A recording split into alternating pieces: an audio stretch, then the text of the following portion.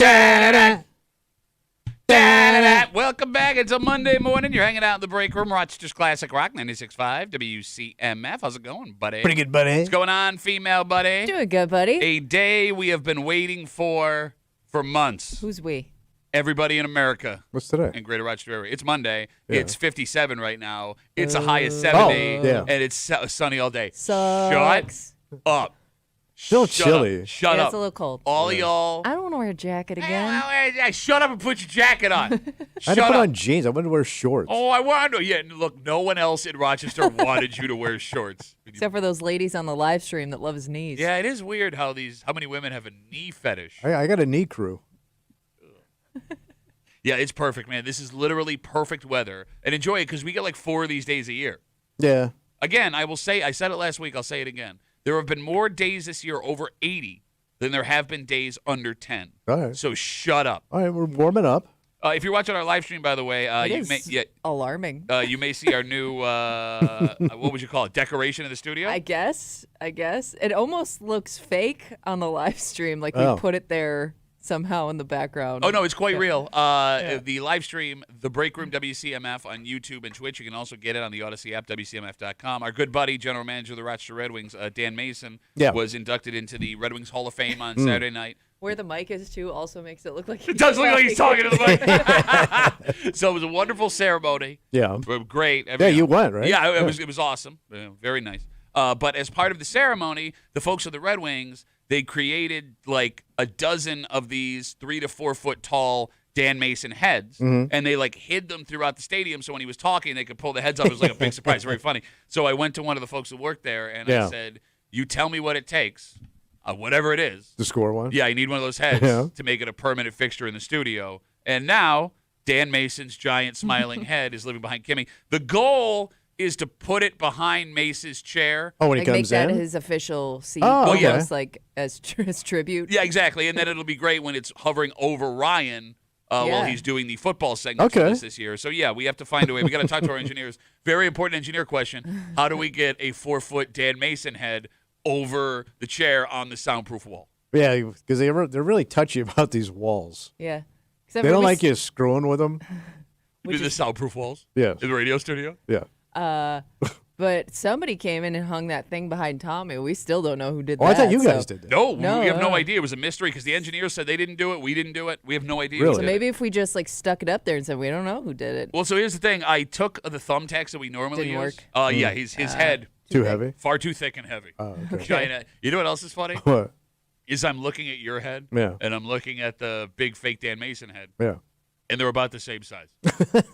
Like it's almost like it looks. My head's not that damn big. No, if you were handsome, it would look like a thing of you. That's very cruel. Well, no, I mean, don't be ugly. What do you want from me, man? I wake up this way. That's it. You know, it got me thinking, too, because the ceremony was wonderful on Saturday night. You know, well deserved. 36 years general manager. Everybody loves the guy. Hell of a career. Yes. It's the only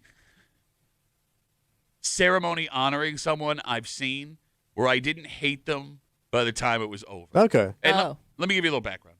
Because, like, we work in this business, and we've been fortunate enough to work with some titans of the Rochester media. Oh, yeah. Yes. And we've had a couple of people come through and retire, and every ceremony we've gone through, it's like they want to tell their life story as they get whatever award it is. And by the end, it's just like, it sucks. Shut up. Yes. You're not that important. Yes. No, I mean, like, I am so great. Because that's what it is. Look at me. I am great. Yeah, exactly. Like, we're only here for this because we have to be. Yes. Nobody actually wants to hear what you have to say. Like, Mace is such, like, a good dude. At the end, it was the first time where I was like, that's not. Well, he's likable. Well, but that's how you do it. And he's not arrogant. No. He's the only guy in that position that's not an arrogant ass. Everybody else is. He's the only. Okay. What other GMs do you? I know. Just any position. Do you have a personal relationship any with? boss at that level that's been doing it for Not that even long? that level. We have had bosses lower than that. We've had guys that weren't bosses. Yes, that also were, Yes. that. Can you think of any guy with that kind of position that isn't an arrogant ass? No. I think he's the only dude I've ever you're met right. like that. I agree with you. I agree Probably with you. pretty rare. Like, he doesn't brag about anything. He never mentions what he does. Never asked for anything. No. Ever. And like I've said this before, not to make this a Mace love fest, because, you know, we got all this stuff. But, like, you know, I started hanging out on this show what, 20 years ago? Too long. Yeah. Bum nobody. Yeah. Right? And now I'm a somebody. Now you're an ass. But like there are people that think because of like our jobs we can do things for them, and like they try and ask us for things. Mace is the only guy in this town, Yes, that from the moment he met me when I was a broke ass 18-year-old to now he was always amazing. Yeah. Whatever you needed, what can I do for you? Talk to you, shake your hand, have fun conversation. He's the nicest human being on the planet. yeah. You know, it really makes you value good bosses. Oh, yeah, absolutely. You know what I mean? Because they stick out in your life. Like, you Yeah. remember those dudes. Yeah. Who's your best boss you ever had? Go. Oh, it was Crowley. Oh, you ass kissing. No, bitch. he was. Oh, Crowley, if I get fired, he'll give me another job. Well, you asked me. I'm sorry, I can't hear you over the ass kissing. Let's get a big Crowley head in here. Well, he would be the same for you and the same for Kimmy. You've never had a better boss than that, dude. Was he your best boss you ever had, Yeah, Crowley? I think so. What do you mean I you think think so? so? Well, I was just trying to think of other. I mean, The yeah, guy was like the gold standard of dudes, man. Like, I can also tell you the But you guy. know what? I didn't realize it at the time because he was kind of like the first like serious boss I had. Like I had had bosses before, Yeah. but I was kind of a part timer, so I didn't have that type of relationship with a boss. Like Crowley was my first boss, so I didn't know at the time that I had a good boss. Now, Not just that I didn't like him, but I just thought, oh, all bosses must be like this. Just to catch everybody up, because I know there are people that Yeah. are new to the show. Crowley was the afternoon guy here. He was also our program director, God, like 8 years ago now. He left like 8 years ago, before COVID. And yeah, the guy was like salt of the earth. But he put this show together, Yeah, basically. and- Yes, well, I mean, fate put this show together, Tom. But, I mean, he had the vision. Okay, Because I have like a power ranking in my head, too, of like every boss I couldn't stand. And I must have 10 dudes on there. wait, you have 10 guys you couldn't stand. And I hated them as bosses. Okay, so I'm going to say something out loud. Yeah. And I think this is a motto for everyone to live by. All right. If one person's an a-hole, they're an a-hole. Mm-hmm. If everyone's an a-hole, you're an a-hole. Yeah. Okay. You're the a-hole. I just want to make sure that. I got it. Okay. All right. But like, are any of those bosses in radio? Those 10? How many? 2. That's it. Yeah. So 8 of them were meat cutters. They were through the meat business and comedy, Okay, Yeah. gotcha. but mostly the meat. Kimmy, how many terrible bosses to the point where you never want to see them again have you had throughout your life? Oh, I can think of at least 2 immediately. Okay.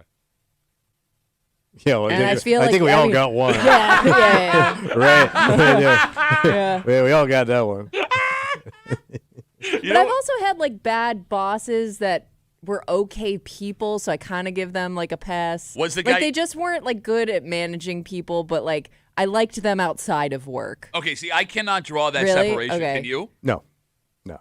Like didn't love them as a boss. They were a little unorganized, but they were still like a good person. But then there were just straight up like people that I don't think were good people and bad bosses. No, I'm with you, man. I'm with you 100%. If you are not a good boss, I do not have the maturity to see past No. that to you as a good person. Yeah, I can't stand you. And even if you are a good boss, like Crowley being the exception, I don't want to hang out with my boss outside of work. I'm trying to think. It's usually pretty rare that you do. You know what I'm saying? Yeah, back in the old days, they didn't hang out with you at all. Like you had to call him Mister and all that stuff. Like I can remember the first time when I came here, just in radio, and everybody was on a first name basis. When I worked in the meat business, every boss you had to call Mister. Okay, so I've never called a boss Mister in my life. But see, that's a new thing. I don't know how you did that. Yeah. I will not call a grown man. Well, Mister. I am a grown That would man. be weird. Mr. Williams. Mister, unless they're like a Yeah. former teacher I Yeah. had or like a parent, a parent Somebody you of knew as a somebody. kid. Exactly. If you want me as a grown man to call you Mister, Yeah. that says something about you. Yeah. No? Yeah. You're like Bobby Knight. You know, he has to be called like a formal name or he's going to flip out on you. What you did on that kid. Yeah. 252 WCMF 252-9263 with our new giant 4-foot Dan Mason head living in our studio behind Kimmy. It also looks like he's sneaking up on you at all Yes, times. it's a Creeping around. little alarming when you look at it. Such a Um, creepy floating head. It Yeah. really is. It's a creepy floating Dan Mason, general manager of the Rochester Red Wings head. Going back to the whole boss thing, you brought up Kimmy, good people, bad boss. Mm-hmm. So I'm assuming one of the bosses that you said you despise, we all in the room we know. Yeah, I think Okay. we're all locked. I didn't think that guy was a bad guy. Oh. Guess we don't have the same person. No, I know who you're talking about. Guy. Right? Oh, that guy. That's, Yeah, that's what we're yeah. talking Oh, about. he was a nut Yeah. job, but No. That's what I'm he was saying. bad, but a nut job.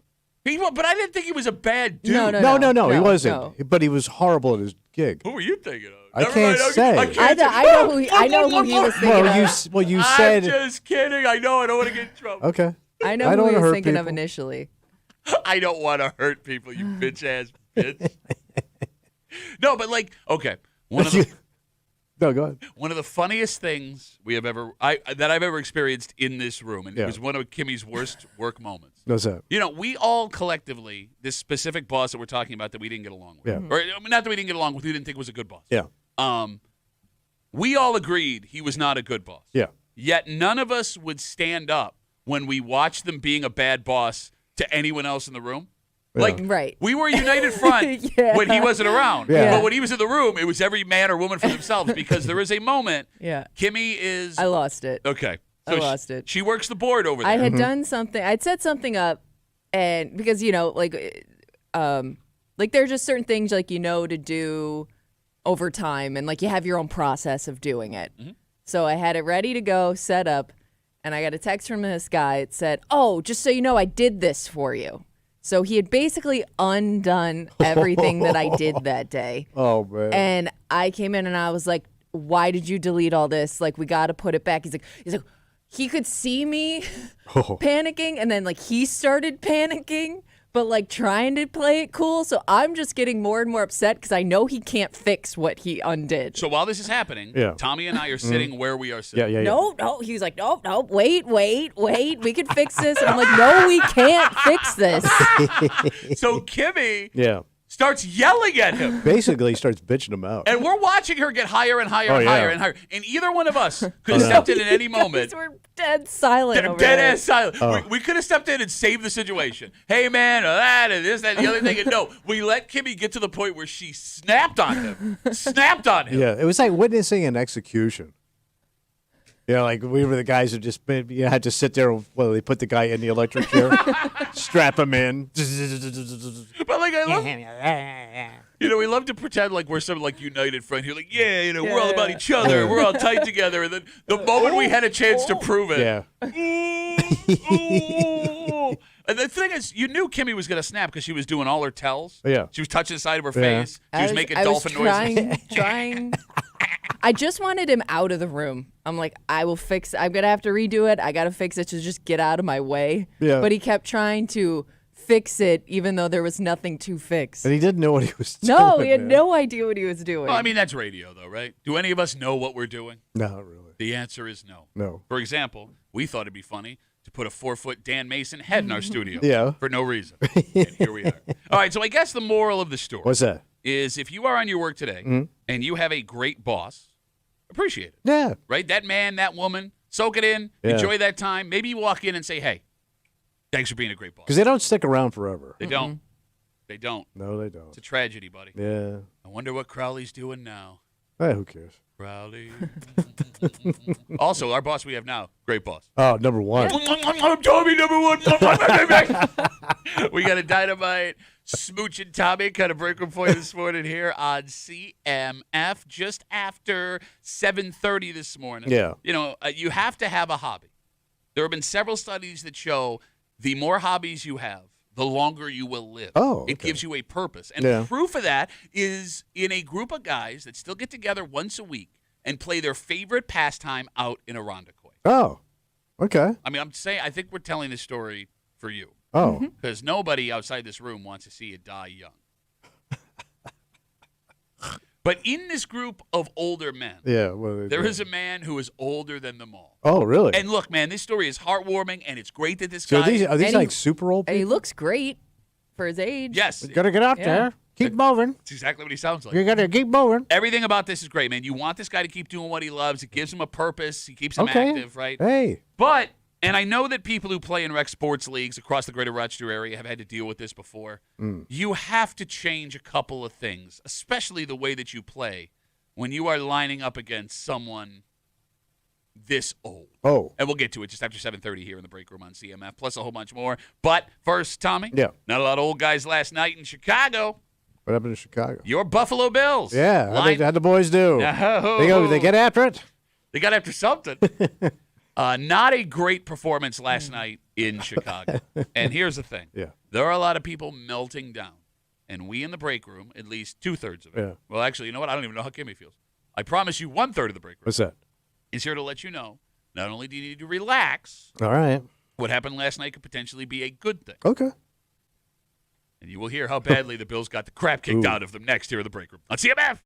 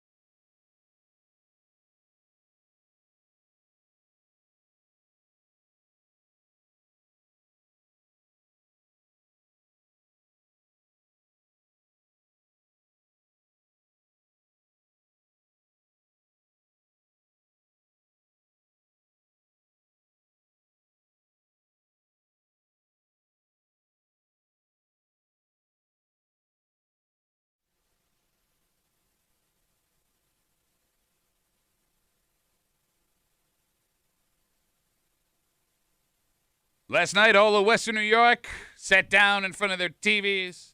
Prime time football. Yeah, buddy. Nationally televised all across the nation on Fox, and proceeded to watch your Buffalo Bills have a not good time. And there are a lot of people this morning that are legit flipping the F out. Was that bad? Oh, and I am here to tell you, Okay. everybody needs to chill. All right. Chill! You're hanging out in the break room, Rochester's Classic Rock 96.5. WCMF, just after 6:45. It's a very unique idea. Okay. A new spin on post-high school education started by a billionaire who believed that the way he could do this would give adults A different path. yes, Yeah. a less expensive, easier opportunity to make something better of their life. So it's at college? Kind Kind of college? Okay, well, look, we've talked about this before. Oh, we did? And we're about to find out how well this is going to work Okay. because over the weekend, we watched the first ever class graduate. Oh. And we'll get into it just after 6:45 here in the break room on CMF. Last night, your Buffalo Bills traveled off to Soldier Field to take on the Chicago Bears in preseason game number 2 on national television, Fox. Okay. And How'd the boys do? not great. They didn't get after it. The final score in Chicago last night, Chicago 38, the Bills, nothing. Zip. They Zilcho. got beat 38 Yeah. to nothing. And I'll be honest, Jesus Christ, man. it looked bad. I had to look ugly. So the Bears were marching up and down the field the entire first half. They made second-year quarterback Caleb Williams look like a Hall of Famer. They Yeah. made backup quarterback at Chicago Tyson Bagent look like Josh Allen. Damn. And it was 28-0 Bears at halftime.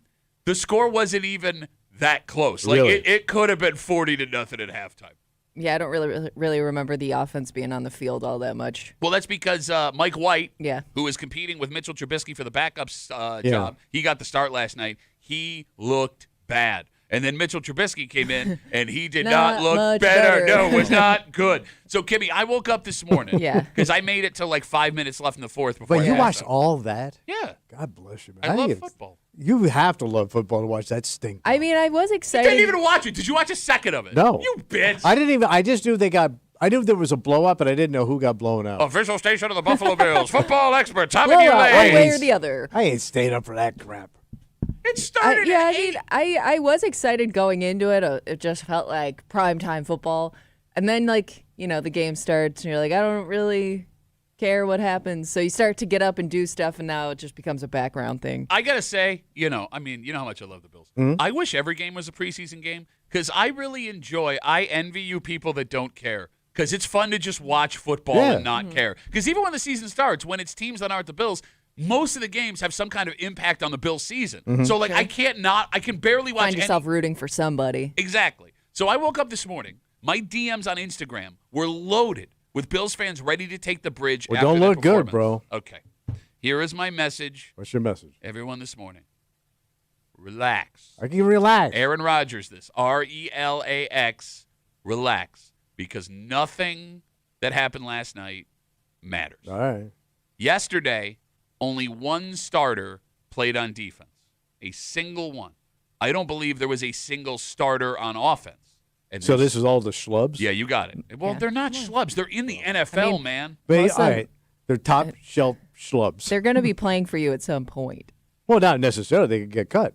Okay. A lot of them. Most will of the make guys, team. most of the guys that were playing when the game started will be on this Right. roster, right? But they won't all be playing together at the Right. same time. Yeah. Right. And there's a reason why the Bills didn't start anybody of significance, football-wise, last night. So the Bills and Bears had a joint practice on Friday, and they got to play real football without the quarterbacks getting hit, which means Josh Allen got like live reps Yeah. and didn't risk any injury. So essentially on Friday, they played another preseason game against the Bears. Yeah. So the Bills didn't feel the need to see any of those guys out there on either side of the ball. On the other hand, Yeah. the Bears took that game last night as serious as a heart attack. Because they're not supposed to be very good this year, I thought. Well, they have a brand new Well, they head weren't coach. great last year, but, you know, you figure they got to Weren't go up great. from here. They got their head coach got fired halfway through the season. Yeah, that's not good. The Bears have a brand new head coach, the former offensive coordinator out in Detroit.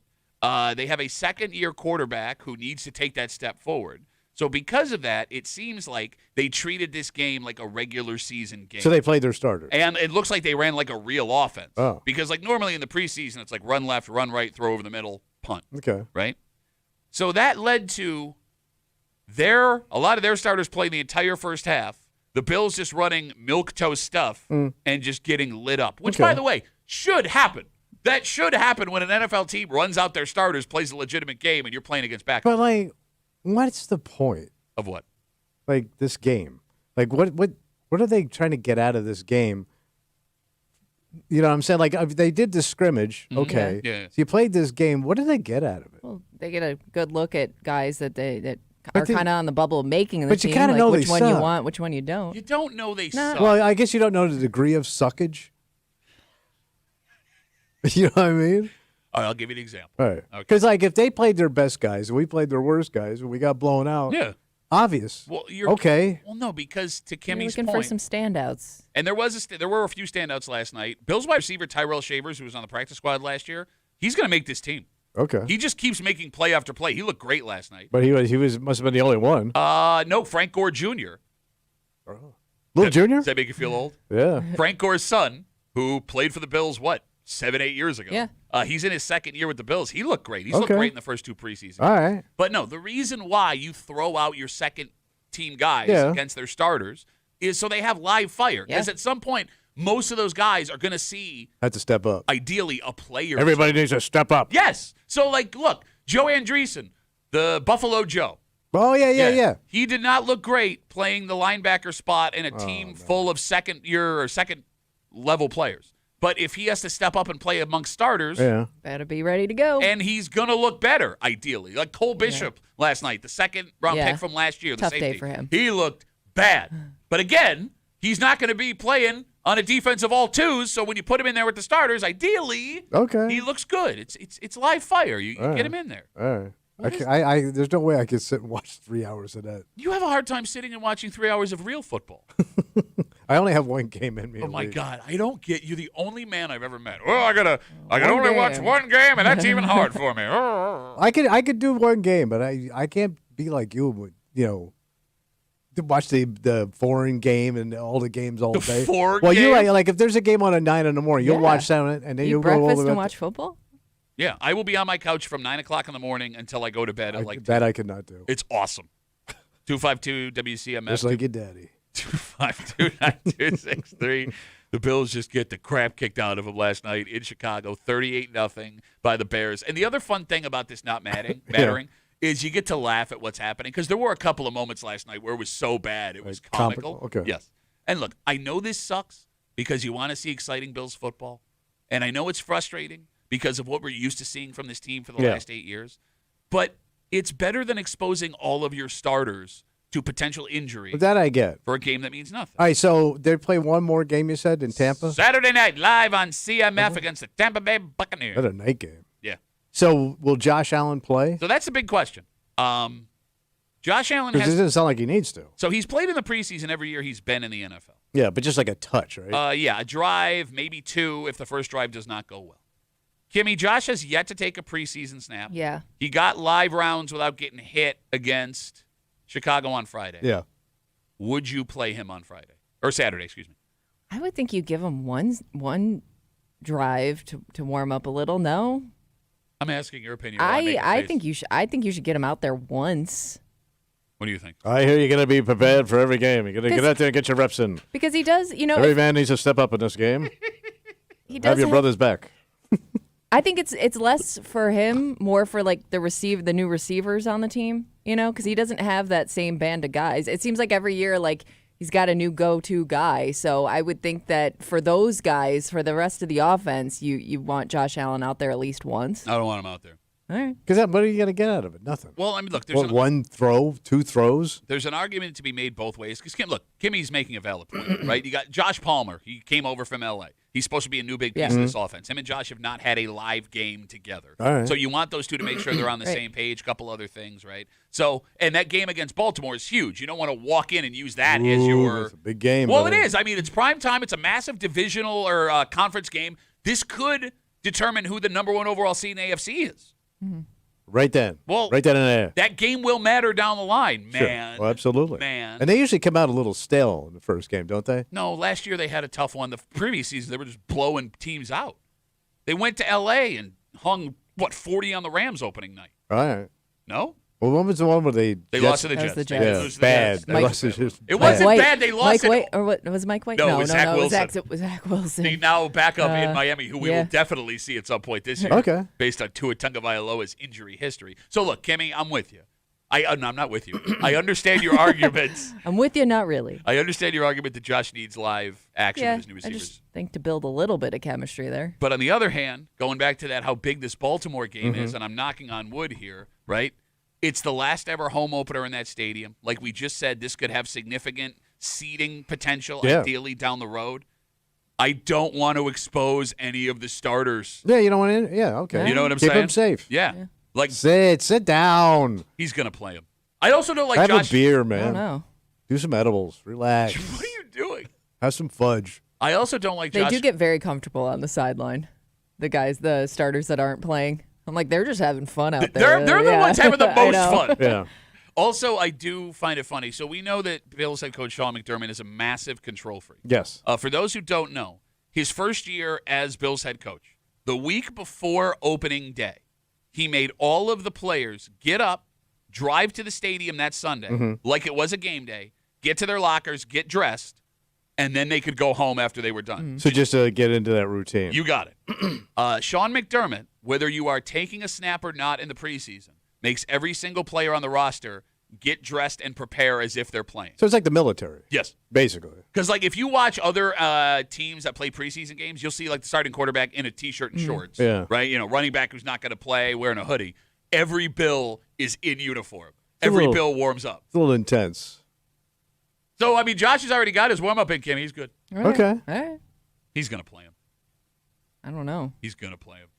I don't think McDermott is not – he's not going to want to lay eyes on this offense before he rolls him out against Baltimore. I mean, I would think so. That was my point. But what's he going to say? Nothing. Well, and It maybe would have to be so glaringly horrible. is he also afraid? Not that he cares what other people say, but there's also the criticism of if Josh comes out a little slow in the home opener, people are going to point and say, "Well, he didn't have any snaps during the preseason. Is that What why?" if he goes out there and starts throwing like a girl? Like this. All right. Pull him out. Pull him out. Why would he forget how to throw the ball? Well, you never know, man. You got to find it. See what he's got. I've watched you throw. You're throwing like you normally throw. Yeah, I throw like a girl. Yeah, okay. I was one of the best girl throwers in high school. I'm a girl thrower. Oh, My. Let's take a break. We are going to find out very soon what's that? how good an idea this was. Because it's intriguing, man. Right? Like the most dangerous sentence in the English language is we do it this way because we've always done it this way. And this gives people who maybe did not have the grades, the money, the time to start their secondary education after high school a chance to go back and do it again. So it's like schlub college. No, it's not schlub college. Kind of Well, sounds actually, like. here's the thing. That sounds schlubby. I wouldn't. Technically, it's not college, Yeah. right? It's just a different form of education. It's like low education. But even though, Kimmy, they've said that these classes can transfer into colleges. Oh, okay. That was in the okay. Yeah. What I'm getting at is What's that? we are getting our first graduating class. What? And it is going to be very interesting to see what path these people take and what impact it has on this. Wow. I guess you would call it a business. So it's like a new school? Yeah. We've talked about this. I'm drawing a blank. We'll bro. get into it next here in the break room on CMF.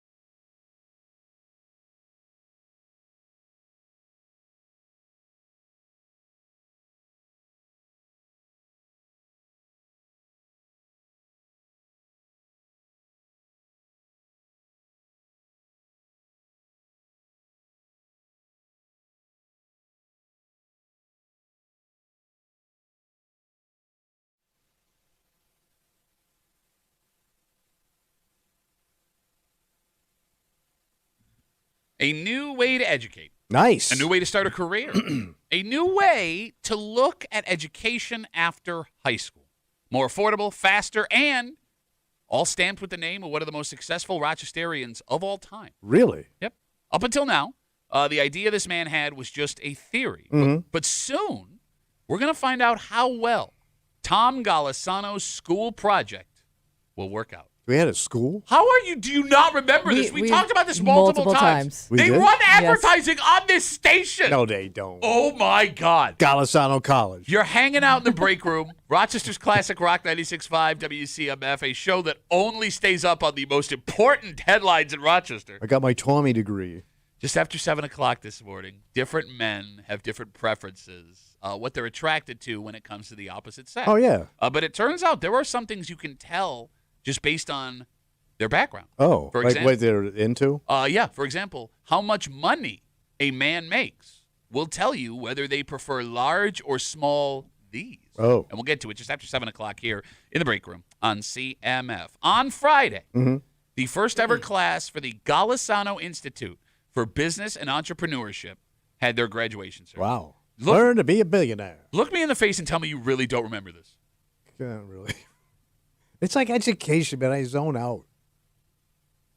What? Do we know how many years they had to be there, or like how many semesters? I guess I was don't. it 2? I think it started 2 years ago. Okay. I want to say 2. So in 2 years you get your degree? Okay. Or, yeah, your certificate. And then whatever you're a they- billionaire. Just see. Just like Tommy. I wrote down all this stuff to catch up everybody that may be new to the show. Yeah, like but me. you just listen.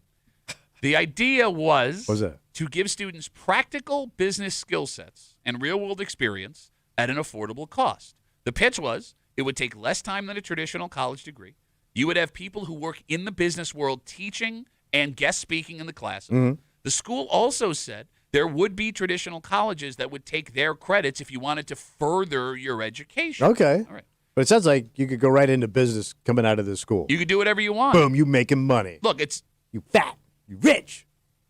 Kimmy, it was a revolutionary Yeah. idea, and it had a lot of people excited. And now it's go time.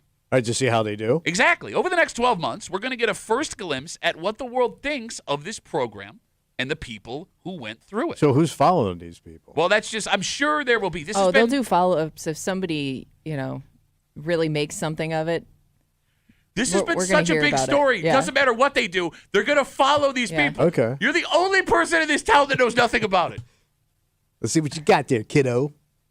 Well, but that's just it. A lot of these aren't kiddos. These are Yeah. grown-ass adult people who, for whatever reason, Oh, they like older like people that went back. It's a age range. Yes. seems All like. right. Yeah. you have the ability to go right after high school. But I was looking at a picture of the graduates. It looks like, Kimmy, there's like 40 to 50 graduates in this Yeah. first run. They all look to be in their late 20s to early 40s, most Okay. of them. Okay. Do you go get a job with this certificate? Do you want to go further your education a little bit more? Well, if you're an older kid, I'm guessing you're going right into business. It depends on what your earning potential could be. I'm yeah, also but you want to start wondering- making some money. You 35, you still dicking around in college? Bro, there are tons of people 35 still going. Yeah, they're called educated bums. Educated bums. What's that make you? Regular ass bum. Uneducated Regular bum. Southern bum. Southern bum. Don't know about Golisano Business Institute. I feel like depending on what you went there for, like Money. Shut up, stupid. Oh, you majored in money. I'm a major of money. I wonder if it seemed like Golisano used a lot of his connections for like networking and stuff for these people, and that's like half the battle right there is just like meeting people and forming those connections. So I wonder like how much that is going to be the highlight of this school is who you meet and who you talk to more so Serious than businessman. like what the credentials are you get at the end of it. It's a great question because to Kimmy's point, Yeah. so you're laughing at yourself. You're the Like only person. you're gonna be face to face with people you normally wouldn't in life, and Right. that could be worth whatever you paid to go to this place. But you think more like than they're gonna give anything. you think you get a job from them? I mean, if No, not, you're gonna them, ask him. They're gonna ask you to help them move. I know. you No, because idiot. these guys wouldn't spit on you in the street. but Pizza not- and beer. If not them, maybe somebody they know. It's. All right. I mean, it could be just a great networking tool. All right, if this works, Yeah. right? If this graduating class from this Golisano Institute goes out and has success, it would have a revolutionary effect on how we locally look at secondary education. Well, with her college. Well, I mean, it all Kinda. depends. Again, like some of these people may not have had college in their as an option, period. All right. Right? Look, some people, even those who had to lie to graduate high school, That's terrible. look at community college as less. It's schlub. Okay. It's low education. Again, you did not do a second of school after you lied to get your high school diploma, telling I went right into business. They Man. just didn't want you at school anymore. True. And Get this guy out of here. And I was paying to be there. Let me ask you a question. Was it? Tommy, because you look at community college as how did you put it? It's like low education. Do you see this Golisano program as more prestigious as an associate's degree from MCC? Well, I mean, it sounds like, it's got a big fancy name on it. Sounds like Yes, Mr. Golisano. I think Man. your school's really, really good. He is ass kissing everybody today. I love you, Crowley. I love you, Dan Mason. I love you, Tom Golisano. I mean, it just sounds like if you have a, like, there's some people just good with money and business. They have a mind for it. Yeah. Like, I don't think these colleges help you. What are you Oh my talking God. about? Like, I mean, like, some guys and gals Yeah. just have a sense of business. Sure. Like, they don't need all that education. I hear you. It's I hear you. like Sam Walton. No, he, yeah. he had a sense for it. Or Tom Golisano. He didn't go to college for business, right? I don't think he needed it. I bet you Tom Golisano, if he went out of high school with that idea, Yeah. he would. I bet you it didn't make a goddamn bit of difference. What are you basing that on? Nothing. You're the All my dumbest. statements are based on nothing. You might be the dumbest person I've ever met. You just got to have a sense of business, Pat. I That's think it. I'm What does telling that you. even mean? Like, they just know. They just instinctively know They how to just- work money and how to work business. Okay, there is a nuanced discussion to be had here. Yeah. Again, as we talk about the first class from the Golisano Institute for Business and Entrepreneurship, they graduated over the weekend. We are going to get to see now how the world looks at these graduates. If this is a legitimate path to better yourself, right? Because, Tom Golisano, I think his heart's in the right place here. The question is, in practice, will it work out? There's a nuanced discussion to be had about the price of a secondary education, the time you have to invest to get that degree versus doing something more streamlined and with more hands-on experience in the actual field you want to go into. Okay. The discussion is there to be had. The discussion is not, I don't think you need no education. All those guys that went to the business colleges could have just not have gone. telling you, man. You don't have go to the business college. You don't have go to the business college. Well, let's see the money rolling in. That's what you want to see, right? You want to see these people graduate and start making bank. Okay, bro, it's so funny how you go, Let's see Tom it. Golisano didn't need college, yet there's 1,000 guys who never went to college go, I got this idea. We know him. And that guy's an idiot. He never even went to Well, college. those guys don't count. And I also want to know, like, what would success look like, too, because it kind of sounds Cash. like you're like, millionaire bust. Yes, thank you. Like, Well, that's they what- could just, like, get a good job, a good paying job, be comfortable, and I think that would be worth it to most people. I'm going to this 2-year degree school. Yes. I'm hitting the books. I'm meeting all these fancy ass business people. Yeah. To your point, network and meet Yeah. the right connections. I'm not doing this for some schlub I check. didn't say schlub check. I said good job. No, comfortable Cadillacs, lifestyle. Big house, Cadillac, Okay. maybe a boat, and a summer house. If you ain't got that, man, you wasted your time. Folks are reaching out to us on Instagram, I just want to get trying to get you to shut up, I think. and a lawnmower and a tree in the front yard. Duffy at WCMF, the easiest way to get us. Miss Chud Muffin writes, Tommy, you're never too old to go to college. My mom and I went to UB together. I was in my early 20s. She was in her mid-40s. She didn't want to spend the rest of her life doing menial labor jobs, so she got her master's in quantitative analysis. Now, she does coding and financial analytics for an IoT company, and I am so proud of her. I have no idea what you just said. No, I hear you because you're an idiot. Also, she does Linux, yeah, and she's an IT person. yeah. She majored in Linux with a minor in anal, as opposed to your mother, who minored in that same word but a different pronunciation. Kimmy, as I turn to Kimmy, Yeah, so go I ahead. could have an adult conversation. Go ahead. Run your mouth. The biggest problem this Golisano program may face, and it's not their own fault. What's up? Shut up.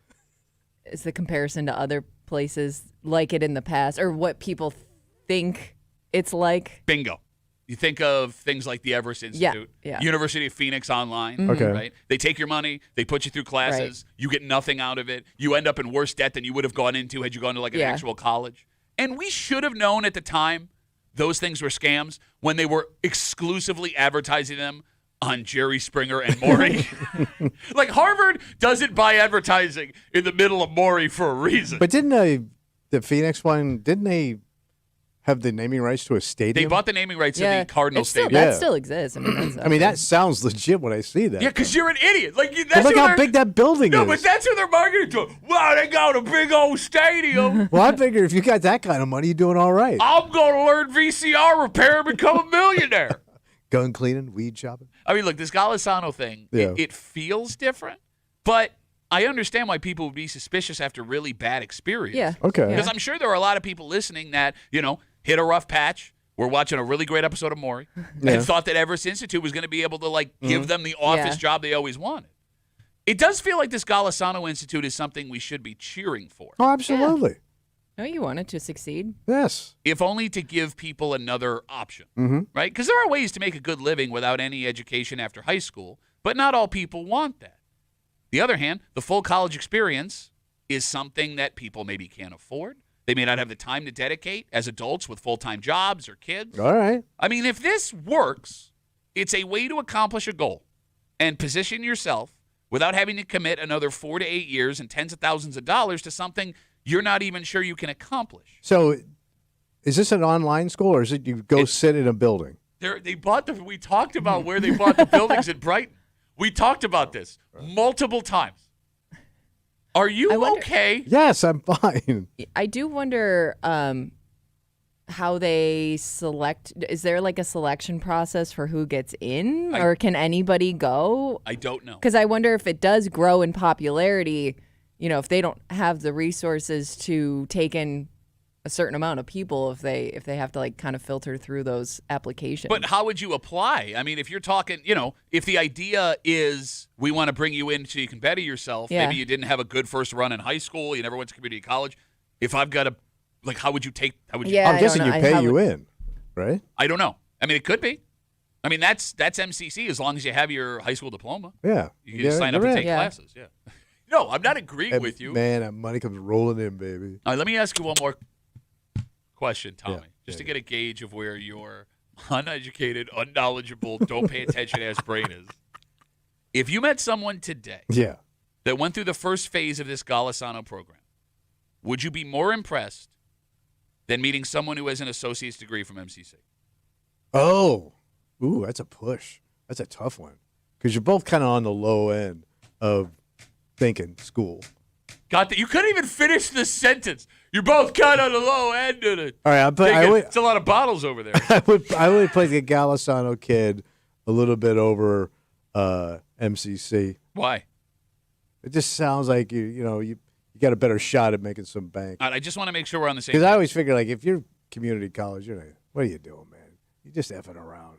You can get an associate's degree or go on to a four-year school. That's an Yeah. ass itching effing around. Ass itching effing around. You're looking at girls. You're doing edibles. You're having What are you fun. with you, the edibles this morning? All you're thinking about is lunch. They did have a nice food court. That's all they think about is lunch. All right, so I just want to make sure we're on the Yeah. same page.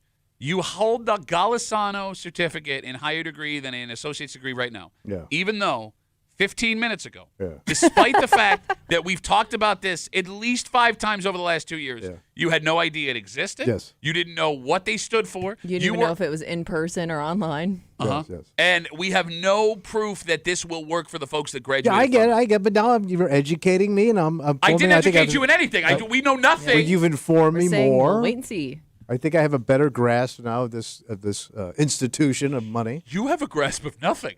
Nothing in the I was world. grasping at some stuff last night. There we go. Oh, it was good too. Uh-huh. What's wrong? Let's take a break. All right. Yeah, we all want money. Yeah. But it turns out the money you have will influence a whole bunch of things about your personality that you can't even control.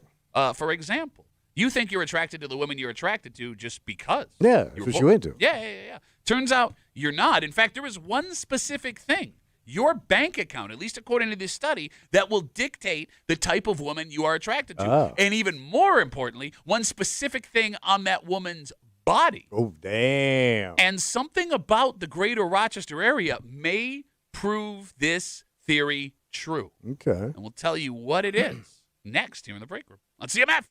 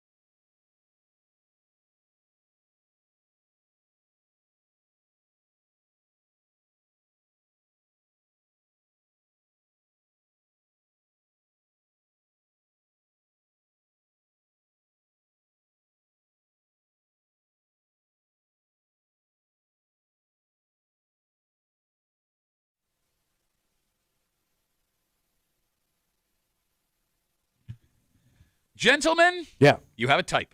Oh. A type of woman, for whatever reason, that does it for you. Mm. But it turns out there is more to who you're attracted to than just a crush you had as a little kid, a celebrity you fancy. Because it turns out, at least according to this, the more money you make or the economic situation you were raised in has a lot to do with men and this specific sexual preference. Oh. You're hanging out in the break room, Rochester's Classic Rock 96.5, WCMF, just after 7:25, 7:30 this morning. You got to have hobbies. Yeah. And you got to have hobbies into your life, throughout your life, Yeah. right? There have been several studies that show a hobby will keep you alive. Great. And I think a good argument are these gentlemen out in Irondequoit who keep doing this once a week, getting together. But there was one man in particular Yeah. who, wow. It went long, huh? And look, this is Still going? It's a heartwarming story, Tommy. It's really great. Congratulations to this man. But if you've played in any rec league, any sport in Rochester, you've had this experience before. And it definitely changes how you go out and have fun. And we'll get to it just after 7:30 here in the break room on CMF. If you don't have a lot of money, Yeah. chances are you like big boobs. Like Biggins? Sure. What? Biggins. What are biggins? Big ones. Okay. Biggins. Can we not start? That used to be a That's- magazine. It was course on it Married was. with Children. It was Ed O'Neill's favorite magazine. It was Biggins. Are you getting mad at me? Yes. As you explain, that was Ed O'Neill's favorite magazine on Married with Children. Yes. In the year Biggins. 2025. Gotcha. Kimmy, this study has been done a couple of times. But over your the old years. man, it's got to be rich. Anyways, This Noted. study has been done a couple Yeah. of times over the years, but What? the most recent one found that men who are on the lower end of income bracket were way more likely to prefer women with bigger breasts. Okay. so is that growing up in a certain bracket, or is that as an adult you find yourself in a So certain we bracket? don't have a differential here. And I mean, it is hard to climb the socioeconomic ladder. So I Could think be the same. yeah, I mean, across like the board. if you're having a rough time making ends meet now, chances are pretty good you had a Well, I grew didn't up know in a if family. it was like Yeah. ingrained in you from the start. It I could guess. be. Yeah. It could be. So this makes sense from a caveman standpoint. Other studies have shown that men who were hungry preferred curvier women when they went out. It's a legit study. You can go look at it. And the thought process was the brain associated those curvy women know where the food is. I'm not making this Oh, up. yeah, This yeah, is yeah. I've heard this. scientific stuff. Yeah. She knows how to cook. What was weird about this latest study, however, it wasn't just men who were currently on the lower income that love big boobs. Okay, Kimmy, here's where it is. You're right. I'm sorry. Men that were raised poor but then came into money also Okay. preferred women with bigger breasts. Okay. You nailed it. So can we explain that? That They were raised poor, but they came into money. They still preferred women with bigger breasts. So it has to be. That has to be within you from childhood, then. It's instilled Yeah, in yeah, you as yeah. you're growing up. so if you're raised a rich kid, No. you're more than likely Oh. do not or you're upper middle class. You don't have a hankering for big jugs. Big jugs, yes. Okay. According to this Or, study. well, it's not like a survival instinct for you. At least that's what we're associating here. We're putting a lot of studies together. We are All a right. scientific show. So like if you're a rich guy, you've always been a rich guy. You probably like a skinnier, not a full-figured woman, Well, a smaller boob. a petite. Smaller boob. Well, you would be a petite woman. There can be petite women with giant boobs. We've seen. Well, yes, because they usually get them. Maybe sometimes they don't. Sometimes Okay. you just you hit the genetic lottery. But so you got to take The the fake. traditional beauty genetic lottery. All right, so you got to take the fake boobies out of this conversation. Oh no, fake boobies do apply here. But that doesn't make sense. Oh, what do you well, want from but me, it's man? Because I guess now it's if still, I'm but it's rich- still the idea of it, I guess. Oh, all right. Okay, the phone number is 252 WCMF 252-9263. Is it true? And if so, why does it carry into adulthood? And I'm going to throw something out. Good. And I want you guys to tell me if you think I'm wrong. It seems here in Rochester, you can tell most of the time what side of town a woman was raised on based on the size of her breasts. Really? Women on the west side have bigger breasts. Well, because you have more, ethnic groups that tend to be a little bit more juggy. Hey, great to work with you, man. Curvy? Thanks. Well, I No, just no, it's said a pleasure. what? Quick twitch. I'm just saying, like there's certain ethnic groups that the women are just seem to be more full figured. Kimmy, if you walk around Greece, Gate, Charlotte on a summer day, Oh man, they're bumping into each other. you will see. It's like a blimp race out there. Raxo plenty. You walk the canal in Pittsford or Fairport, not so much. I guess I've never noticed that kind of thing. Okay. It would make sense. I mean, you walk the canal every day. Yeah. Do you see a lot of big boobs? No. Perv. Just skinny ass women. Why do women with money have smaller breasts? 252 WCMF. Because that would be because I mean, there's more. You're more likely better off living on the east side. But with money comes better food options. You may work out more. You know what I mean? Like you may have the time to do those things. Okay.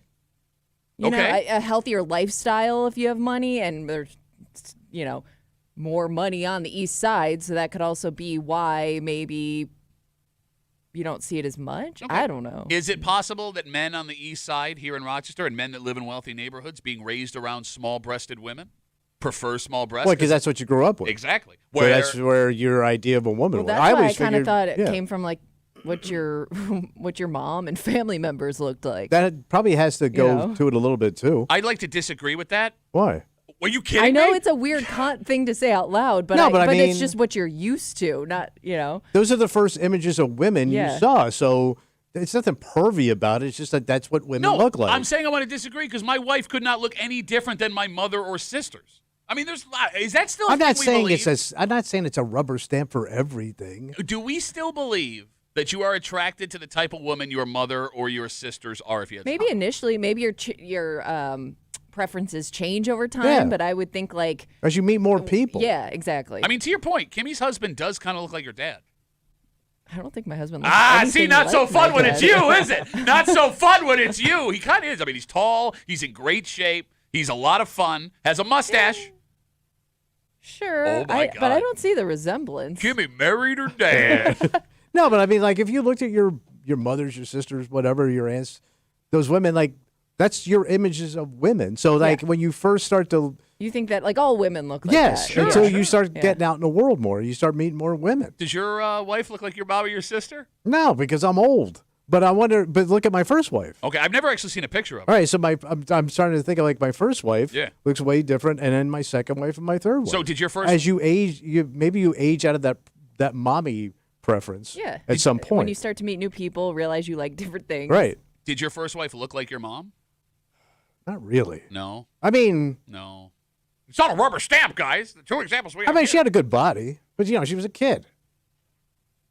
252 WCMF, 252-9263. Studies over the years have found that men that have more money prefer smaller breasts, whereas men that do not have money prefer larger breasts. This new study, and Kimmy nailed it, and it was my fault for not seeing it. What's that? That this new study shows that men that were raised poor but came into money also prefer women with bigger breasts. So there is something happening when they stuck with the breasts. Yes, when you are young and not having money or young and having money, that apparently, according to this study, develops your preference for the size of breasts you are attracted to as a man. Let's talk to Joe. Hey, Joe, how are you, buddy?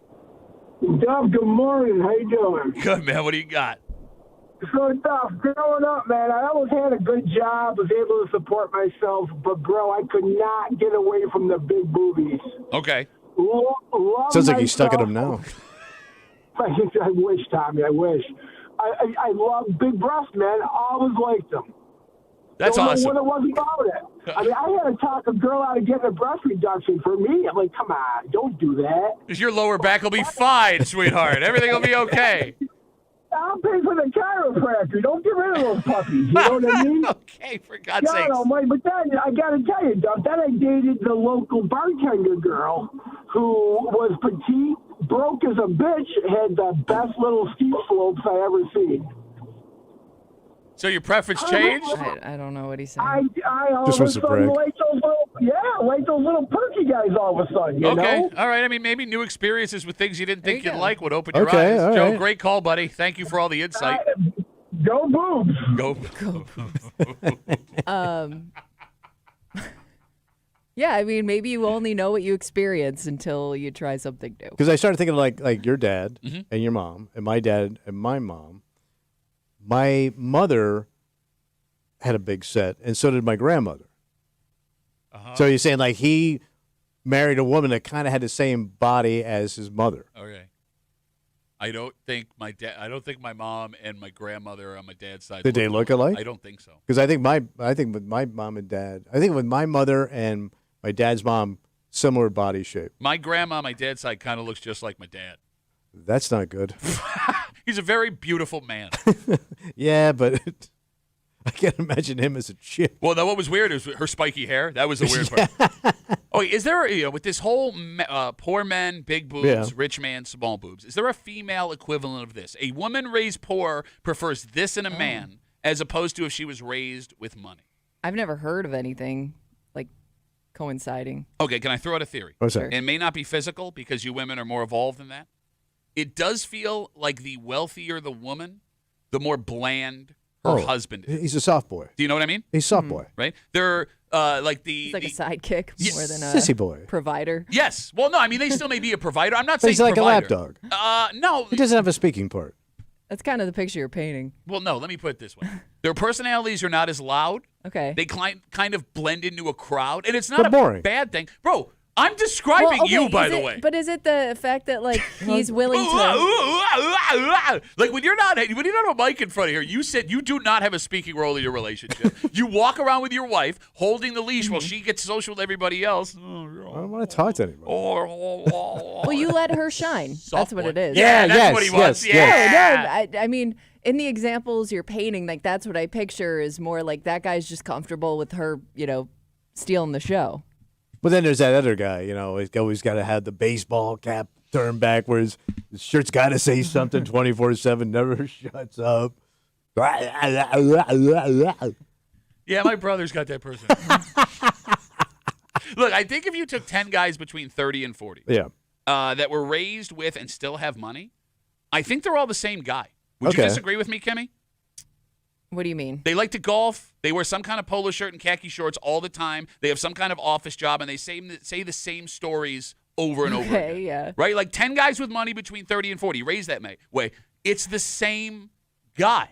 So if you don't have, a woman, a poor woman, would have a regular guy. Well, I mean, a guy that's A guy. All right, let me ask you this, Kimmy. Do women raised poor prefer muscular men? Women raised poor prefer muscular. Do they? I have no idea. I was spoiled as hell. I'm Kimmy. No, but I mean, I don't. Travel sack. Here's Okay, like the a man's thing, though. man. Like, how many guys are in that good of shape? I mean, Working man. Well, prefer again. How Why don't many? you say like a working I would guy? think like maybe. a Tough I don't guy. know. Yeah. Okay, I love. but I know women take of no all. lick. You think you're this guy? Broad at the shoulder, near at the hip. But don't take like no a lick. lot of women prefer that, no matter what their economic background is. Well, but then how come you don't see women coming from wealthy families ending up with guys like that? I'm sure it happens. Again, it's not a rubber stamp, as Tommy said. Listen, Yeah. trust me. Got rough hands. I don't and know. chapped I've lips. never really. I guess I haven't paid attention, but I don't see like that being a trend. Okay, I can think of 3 women with money that we know, and I think of their partners. But are you and talking they're about all women? the same But guy? are you talking Yeah, about they women are. who made their own money or women that came from money? Both. Well, no, I'm sorry. I'm that's a speaking of different- women that came from Okay. money, just like we talked about men that Okay. came from money or men that didn't come from money. I mean, again, I'm not trying to be insulting. You said soft boy. I did not say soft boy. No, I said soft boy. Boy. Soft boy. And I'm There's a knuckles, not saying the loud, interesting type is any better. smooth hands. What? I do have nice hands. No, you have smooth, baby, non-working hands. Yes. I don't know if I'm wrong. Look, I think you're onto something. when it comes to the women raised poor preferring muscular men, that would make sense from a cavewoman standpoint too. And it's not like when you walk on the east side, you see tons of jack dudes Yeah. walking around Fairport and Pittsford, right? No. I mean, they just look like, kind of Like what? slow and soft. What? They could tell you which PGA tournament they went to at Oak Hill based on what their hat or Yes, polo shirt yes, says. you can. I know. I often do wonder what little things happened as a kid that made me prefer the specific traits that I do, or whatever. You in general? Or Yeah, I mean, anybody listening, Yeah. like something happened to us as kids, multiple things, where we decided this is what we are attracted to. But it's also like as you experience things for the first time as a kid. Yeah. I mean, TV, pornography, Sure. all that stuff has to go into the mix. Like the first time you looked at a dirty magazine, you saw a dirty movie, and you got stimulated by it, that might be what you locked in on. But it had to have happened before that because Right, but it's like a slow progression. You know what I mean? Of things that you saw. Oh, I'm sorry. Guy who didn't understand Golisano Business Institute is going to explain to me human sexuality. I know sexuality. No, you don't. Everybody knows sexuality. He does know pornography. You got to give him that.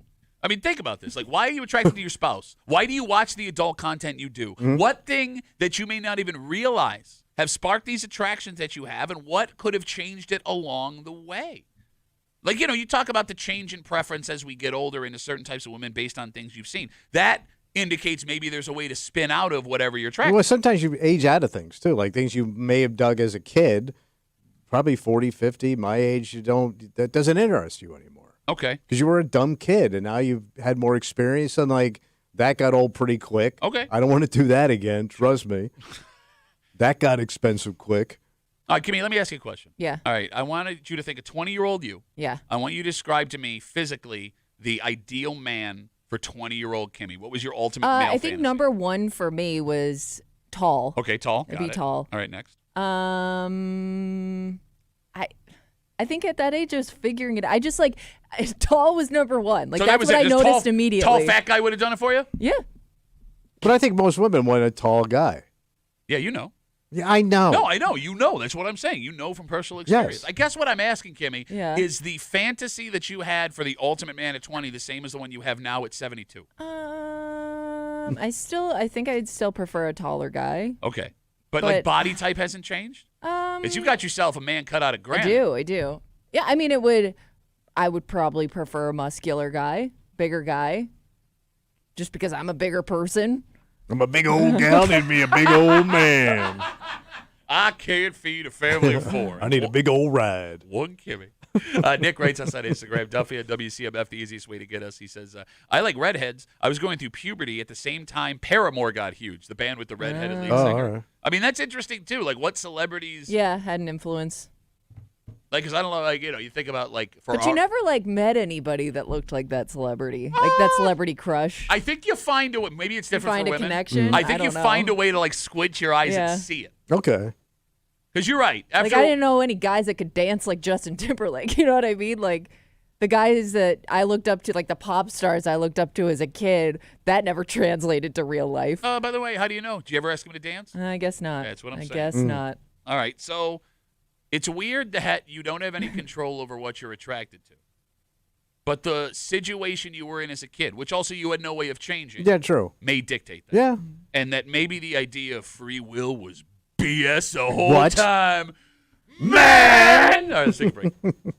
Let's talk about things less complicated, Okay. right? Like, just having something you enjoy doing. Okay. It's amazing how having a hobby Oh, a hobby. can have an effect on your physical and mental I got to go do my hobby. Look, man, you want to laugh? The fact that these guys exist show that you're going to die any minute because Please take me now. these guys have something they love to do. Yeah. They are up there, and they're still out doing it This every is weekend. fantastic. But there's one man that stands above all of them. Really? And if you've ever played any rec league sport, no matter the sport, here in Rochester, you've probably had a situation where you've played against someone like this. Oh. And look, man, this is a heartwarming story, and it's awesome.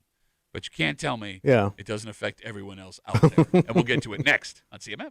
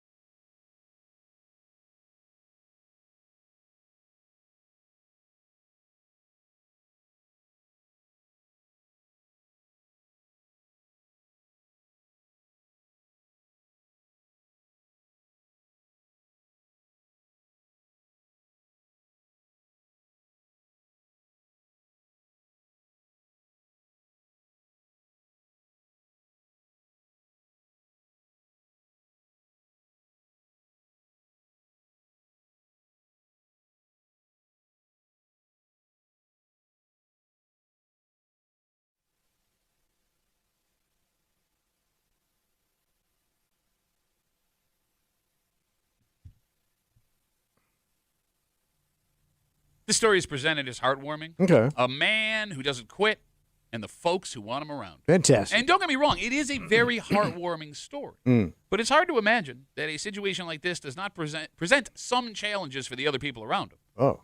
Because you have to watch out for the old folks, like just on a daily basis. Yeah. And you definitely have to watch out for them if they're participating in this.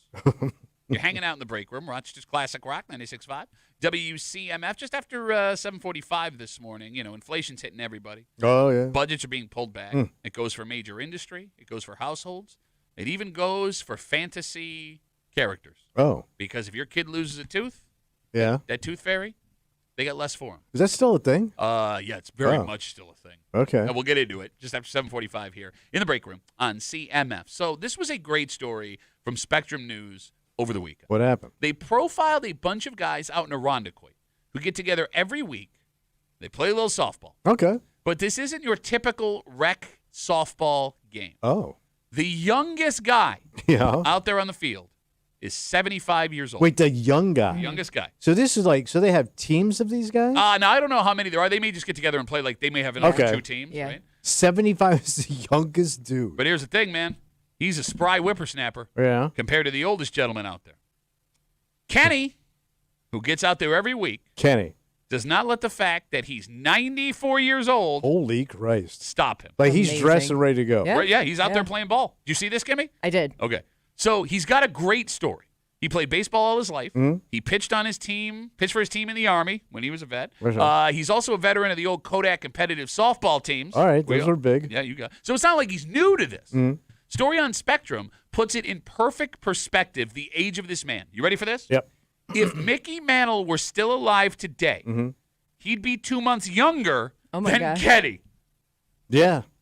God damn. Let me say that again. Yeah. If Mickey Mantle were alive today, Kenny could look at him and be like, hey, youngster, go get my bat for me. So if you watch this piece from Spectrum, it puts a big smile on your face. And it is great that these guys at their age still have this group to spend time with to do something they love. Because that's a big issue as men get older, Tom. Yeah. Oh, yeah. Socially and Yeah. physically. It's good for both of those things. But Yeah. you can't tell me when you're out there playing any sport with a guy over 90 years old, you are not nervous every second. That you're going to hurt him? Well, Or he's going to hurt himself? Or he's e- going to die? every swing could be your last. Well, yeah. At Right? that age, yeah. Right? You are running out of real estate. All right, let me ask this question. What? The phone number is 252-WCMF, 252-9263. And let's talk family because I highly doubt there are any 94-year-old men or women listening to this show right now. Okay. If you are a member of a family with someone who does something like this in their 90s, do you encourage this or do you try to find a way to stop it? Well, I kind of, my brother is this guy. My brother does competitive powerlifting. And he is how old? 79 this year. Okay. Holy crap. He's got an aneurysm, and he has small things in his brain that they can't explain. Well, but they say I thought small thing in your brain was a muley trait. could be. Small, and then you drop the thing in Yeah. and then you just keep brain. Okay, in so there. this activity, I'm guessing, is not recommended by doctors for your Well, brother. I mean, I don't know. Like he's got bad knees, he's got bad shoulders, Okay. but Yeah. he goes to, he does. They have these like senior Olympics, and he goes to these powerlifting competitions like twice a year, and he trains for them all year round. And he does this, but like he has an aneurysm in his heart, Okay. and he's got. That's an issue that they probably say don't do this, but he will not stop. So you then should encourage him or stop him? What do you think? I laugh at him. that 'cause he doesn't wasn't- help anybody. Well, because I figure if I ridicule you, Yeah. that's all I got. Because you're not going to listen, so I might as well just make fun of you. Because like he'll go, yeah, the doctor says, he went and got a brain scan, right?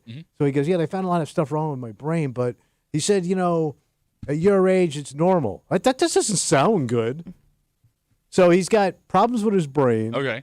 problems with his heart. Hey, let's go pick up 1,000 pounds. All right, let me ask you this. If he would listen to you, if he came to you and he goes, Tommy, my baby brother, Yeah. Fredo, Yes. should I continue to do this or should I stop? You would tell him what? I would probably say, go pick the So guy you'd up. encourage him to do it. Even Not if he asks. encourage, but like I know you're not going to listen. So why? Like every time, like when my wife and my sister-in-law, like we're all on the phone together. They both beat him up for doing it. Oh, okay. So you think you have to be on his side just because other people are telling him not to do it? Team man, Kimmy, we're all tough here. And he ain't listening to any. You're not going to tell. There's no way. This guy's 94. Yeah. He ain't listening to anybody. Okay. I've been doing this since World even War if- II. Literally. Even if they Yeah. don't listen to you, do you feel better if you at least express some concern? Nah. Like your old man, he pushes it, right? Oh, yeah, Yeah, you've right, had we problems t- with this in your family. Yeah, I he mean, ain't like we listening. tell him all the time, though. I mean, he's had multiple shoulder surgeries on both of his shoulders, like, but he keeps doing it and he keeps hurting his shoulders. So at some point, you got to be like, hey, maybe no more, any activities that involve like raising your arms. But I he don't lives know. like a 14-year-old kid on summer break, man. And he's got a kick-ass go-kart. You want to ride my go-kart? Yeah. Doesn't he take like day-long bicycle He rides? does. and He does ride his bike. Just meanders Yeah. around Florida. That's like a fantasy camp. Like he should.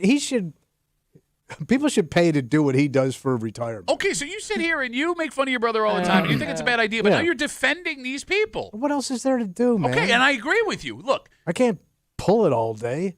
there is an argument to be made for each side here.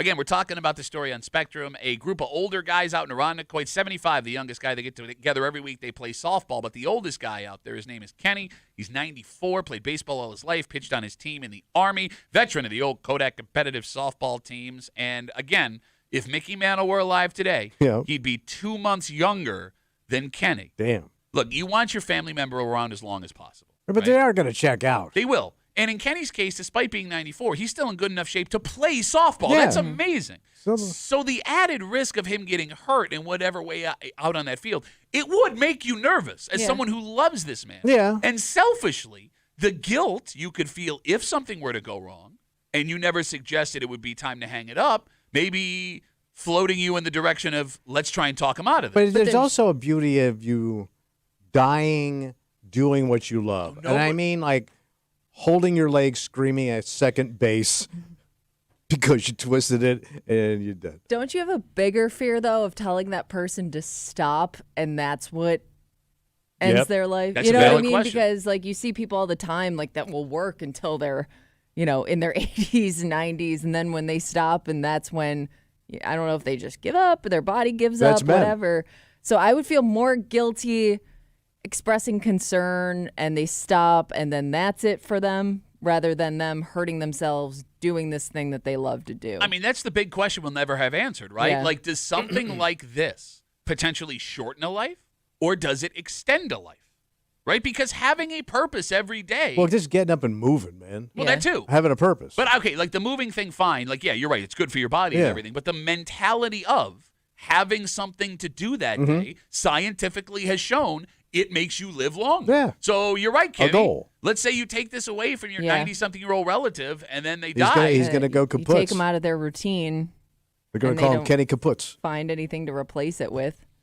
Like, I think the social aspect of this whole thing is bigger than anything. Yeah. You take them away from their friends and their social life, that's not going to be good for anybody.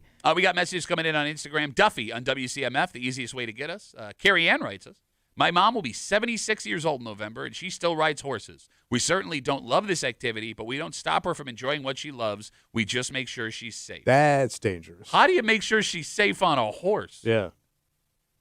That would scare me. So you would stop that from happening. No, but No, I'm a coward. but you could really F yourself up on a horse, man. Well, yeah. yeah. But, I mean, telling her that, it's not like she doesn't know that The fact that she information, can you get know? on a horse is amazing. Yeah, it's difficult. You know, if you play any rec league sports, Yeah. you also may have been in one of these situations. Where the old guy shows up. Not 94, right? But the oldest guy in the crew. Yes, like whatever sport you play, Yeah. whatever league you play in, there will always be a guy that wants to get out there despite their ever-increasing age. It happens in beer league hockey a lot. Oh, yeah. And I'm going to Yeah. be honest with you. I don't mean to sound disrespectful. Yeah. Because but all here those it guys comes. are great. Yeah. It always scares the crap out of me. When you get the old, when you say old, how old do you think these guys are? 50s, 60s, 70s? Probably 60s and 70s make me nervous. 70 would be Jesus Christ. Out on the ice, yeah. And it's hard to tell because, like, you know, they'll wear face cages and stuff. So unless you, like, know the guy personally, until you're, like, right up on him, like, oh, that's an old guy. You know what I mean? Do you find yourself taking taking it easy on those guys, because it is hard when sometimes those guys are being a dick to take it easy on them. So they're never Because like sometimes they're like the first. I just know based on softball stories I've heard. Okay. They're like the first to bitch about the rules. They get hyper competitive in something you thought you were just having fun doing. And I would imagine like it's hard to pull back once they start going at you like that. So I'm just speaking from a hockey standpoint. Yeah. I think the culture in beer league hockey is the older you get, the more you're there to just have fun. Okay. So I haven't had a problem with that. My Yeah. fear is I don't want to treat them like a child. Yeah. Right? Because they're there to go out and have fun. But at the same time, I'm trying to give them space to work because God forbid I'm the one that leans on him and his hip goes. Yeah. But this happened to your old man. Well, he had a heart attack reffing. Yeah, he didn't even make it to the ice. He was having a heart attack when he went out on the ice without knowing it to go ref hockey. But I mean, he's a relatively young guy. He was in his 50s. Yeah, I mean, he's not like, ancient. No. Well, I mean, he was still working. Put a lot- Was he retired? no, he was still working. Yeah. He's still working now. Turns out you can go into a coma and still be a sheriff's deputy. Well, good for him, They man. got that new program, Comas to Badges. But your old man's doing it right. He keeps working. Well, he's working. And he's working at a job he's comfortable in. Yeah. I would argue too comfortable. Yes. Well, here's the thing. But no, I'm not going to lie to you. That makes me nervous. I don't like it. I don't like the idea of that. Yeah. Just based on what I witnessed of him in a hospital for 3 months, laying there in a coma and then like a childlike state. But he still gets out every day. He's a social guy, so he likes meeting people. Yeah, Right? yeah. Talking to people. So, I mean, he's doing it right. Well, the weird thing is, like, for those who don't know, my dad had a heart attack. It was, like A couple years ago. 8 years ago, 9 Was it years 8 ago. years? It was pre-COVID. Oh, my God. So he was supposed to go ref a hockey game, and he got there, and his reffing partner saved his life. He told him, look, you look like hell. Yeah. He had felt like crap all day. He goes, get out of here. So my old man, we don't know what happened from that moment on Right. because he doesn't have any memory of it. He must have gotten in his car, and he didn't shower because his hair was still spiky. That was what the doctor said. He drove to the hospital while having a heart attack. He pulled up to the gate at the ER, and he said, I'm having a heart attack. They told him to pull in. He died right there. Drove his car into the hospital. They break the window. They drag his ass out And of he's there. a big man. He's Yeah. 6'4". Big old Irish cop. Oh yeah, he was a hefty man at that point. But they break the window, they drag him out of the car, they bring him up, they get him back, they save his life, and he was in a coma for like a week or two, right? And then he was in like this childlike state for like 2 months where anything like, hey, we talk like this, and it was the most bizarre thing. But then he woke up. He He got just- out of the coma. One day he came to. And Like, what did he see? His disrespectful family. well, you know what the weirdest part What's is? that? Is the doctors, these brain things, Yeah. there's no like solution to them. They don't know. Everybody's different. Yeah. It's a mystery. So they had said, your dad could have some long-term brain damage. All right. And we're still waiting to figure out if that has happened.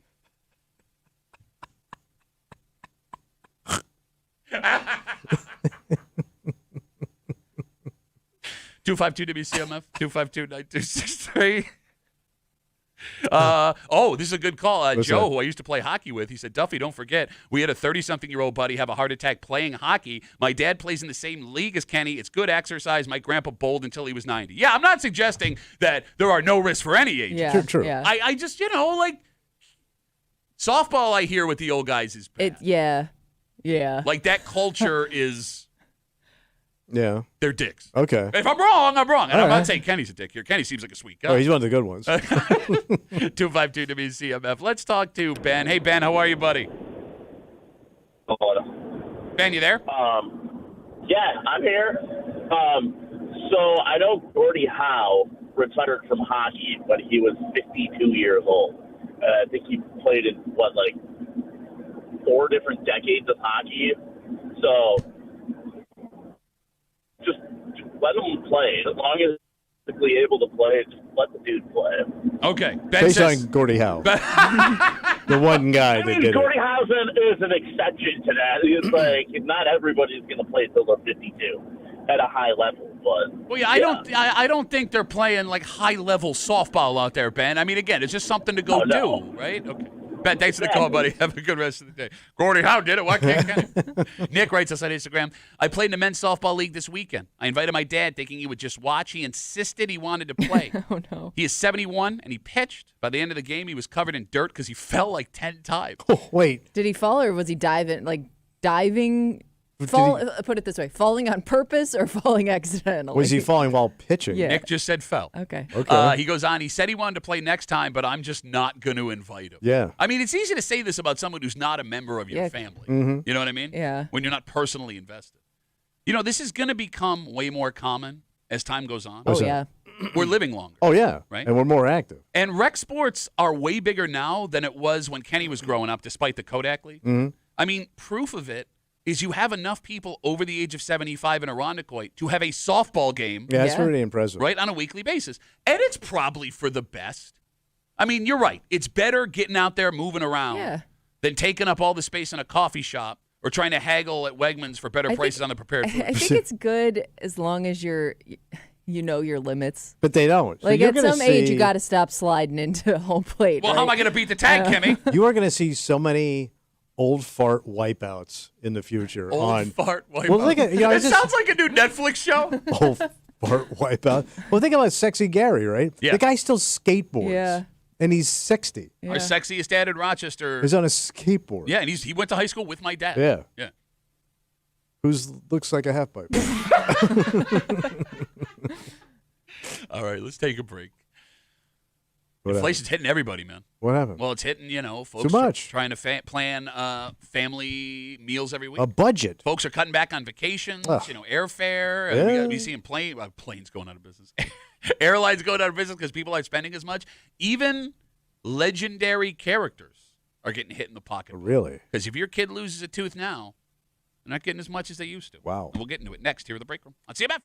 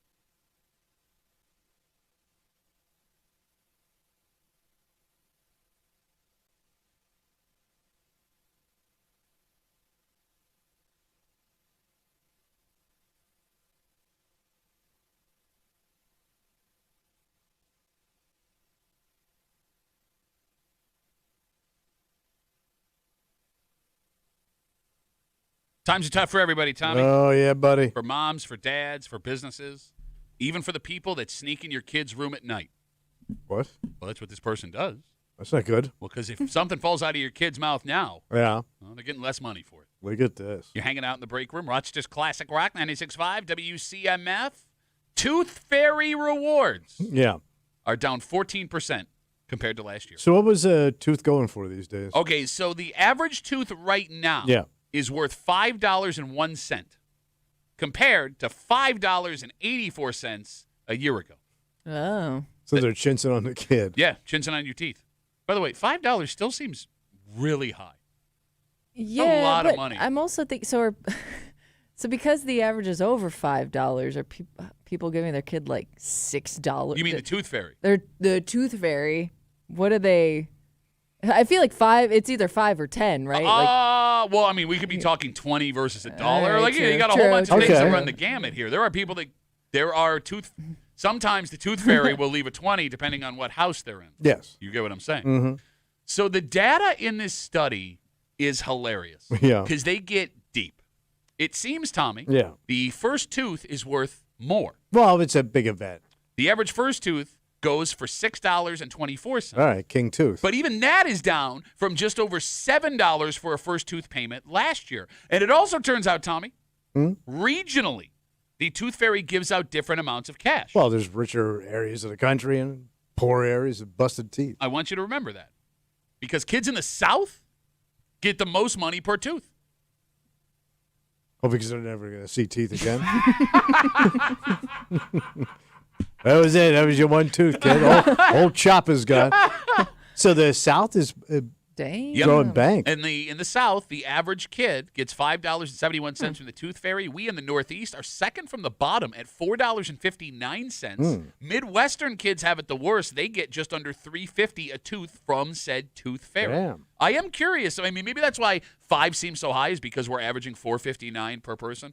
I do want to talk about this. And the phone number is 252-WCMF, 252-9263, to all of your parents that have the Tooth Fairy. You're giving out money to like a 4, 5, 6-year-old. Yeah, You could give them $1. They don't know the value of money. true. They're just going to be excited to have $1. Yeah. Yeah, Why do anytime you ha- Green shows up, Thank I was you. like, hell yeah. Thank you. Like, why do you feel the need? Why does the Tooth Fairy feel the need That's a good point. to give like actual like $20? You don't even have to even give them money. You could put anything on the pillow. Well, Unless, well, like, yeah. is your kid more aware of, like, what other kids are getting? you can put a piece of candy down there. You probably like. Well, no, I think the money would, because you're right. Your kid's gonna go into school and they're gonna say the Tooth Yeah. Fairy brought me candy, and the other kid's gonna be like, I got money, right? And the Tooth Fairy story is always money. Plus, why would the Tooth Fairy bring you candy? It's for your teeth. yeah, he wants you to keep losing teeth so he can keep giving you more candy. Are you talking about Big Fairy? You know it. Wasn't that your nickname in high school? No, but like, okay, like All this right. was an argument I got in with my wife. Was what? Over the How much? the standard.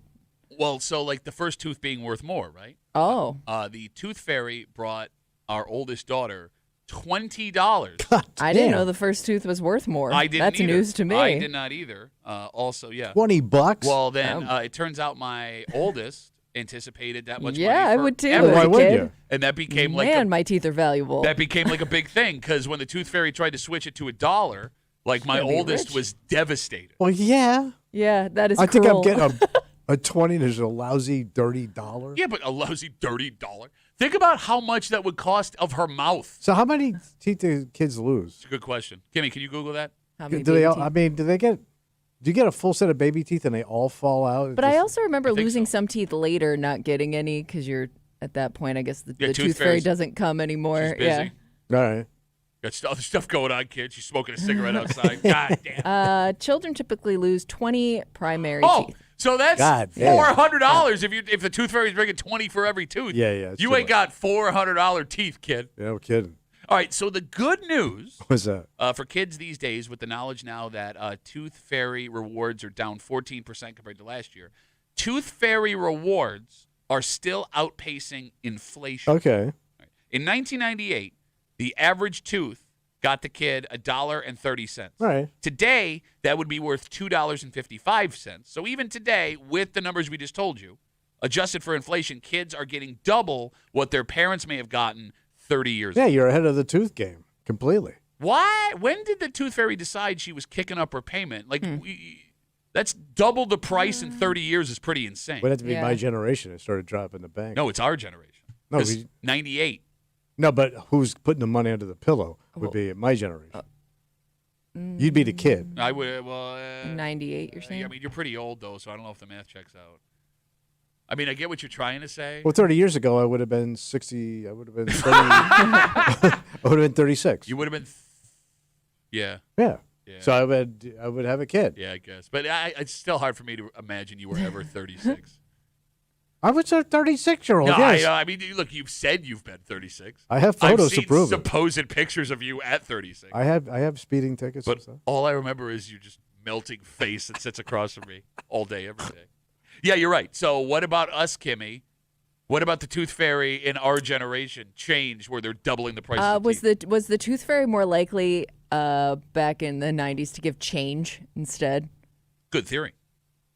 Because I'm thinking there were times when my Tooth Fairy dropped off quarters. That's a good You theory. know? Well, to your point, Erica writes us on Instagram, Duffy on WCMF. Our Tooth Fairy gives a quarter for the number of years old you are when you lose a tooth, so it goes up a bit each year. That's too much math, Erica. Yeah, just throw them a couple of bucks and shut up. Throw a And five how often do you down. have change on you today? Well, then, yeah, you get. Well, I mean, the Tooth Fairy is responsible for the change, Kimmy. Yeah. You're killing me.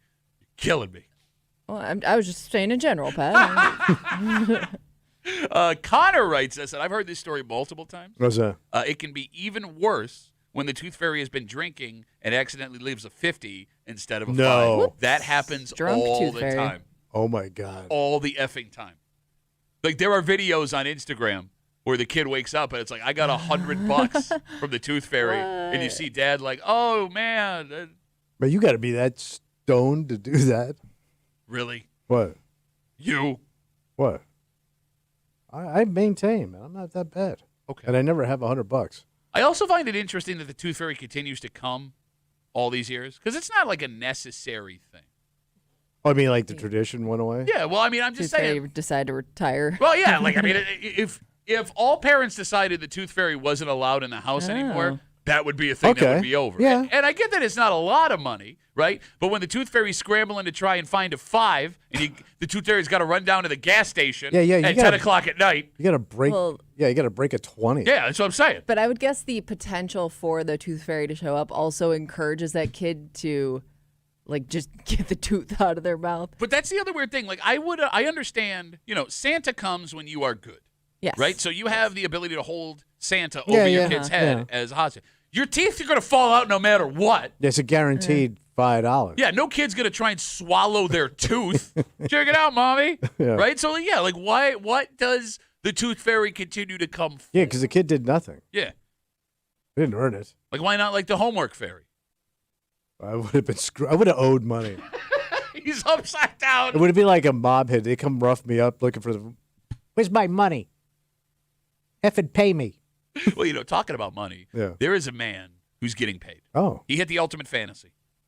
Bought himself a ticket with $1 and a dream. he hit. Oh, my God, did he. Wow. And here's the thing. It's not one of these like $100 million Mm-hmm. jackpots, but it's plenty enough to never have to worry about money again for the rest of your life. Nice. Here's the problem. Very few people win these massive jackpots. Yeah. So you may not know someone who has won it. Therefore, you don't know how this process goes. And that's the nightmare this man is living. Because it turns out when you win a significant amount of money from the state lottery, your life changes in an instant, Yep. but your bank account doesn't. Oh. And we'll get into it next here in the break room on CMF.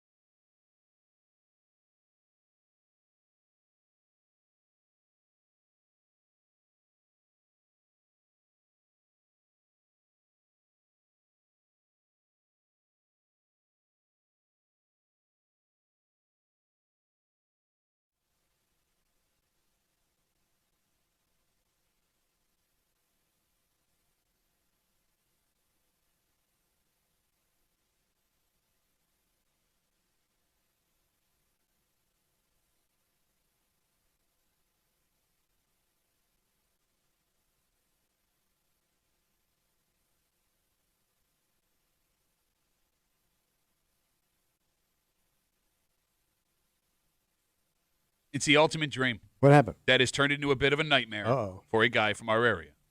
He spent his dollar. He had his dream, and he hit.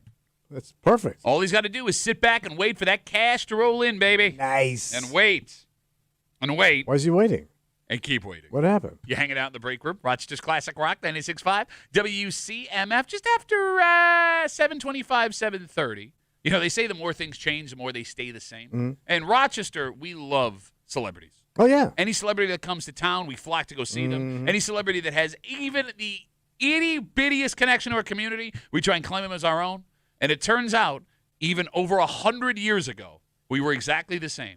Because one of the most legendary entertainers in 100 world history. 100 years ago. Yep. Performed here in Rochester, out in the public, for tens of thousands of people to see. And oh boy, did we show out. So it was a big musician? I'm going to tell you. Or was it one of these weird-ass acts? Oh, no, like you're going to feel stupid. Yeah, Because yeah. like there is literally may not be Pretty big name. Yeah. To this day, a household name. And he was here. Yeah. Damn. Yeah. Wow. We'll get you some more dams and Damn. wows. Damn, wow, damn. Just after 7:30 here in the break room on CMF. Larry, he lives just east of us. Okay. And we're calling him Larry because the story he has done is keeping his identity and face a secret Oh. for good reason. Back on July 23rd, Larry, Lotto Larry? he walked into a liquor store Yeah. and he played the New York State Lottery Quick Pick.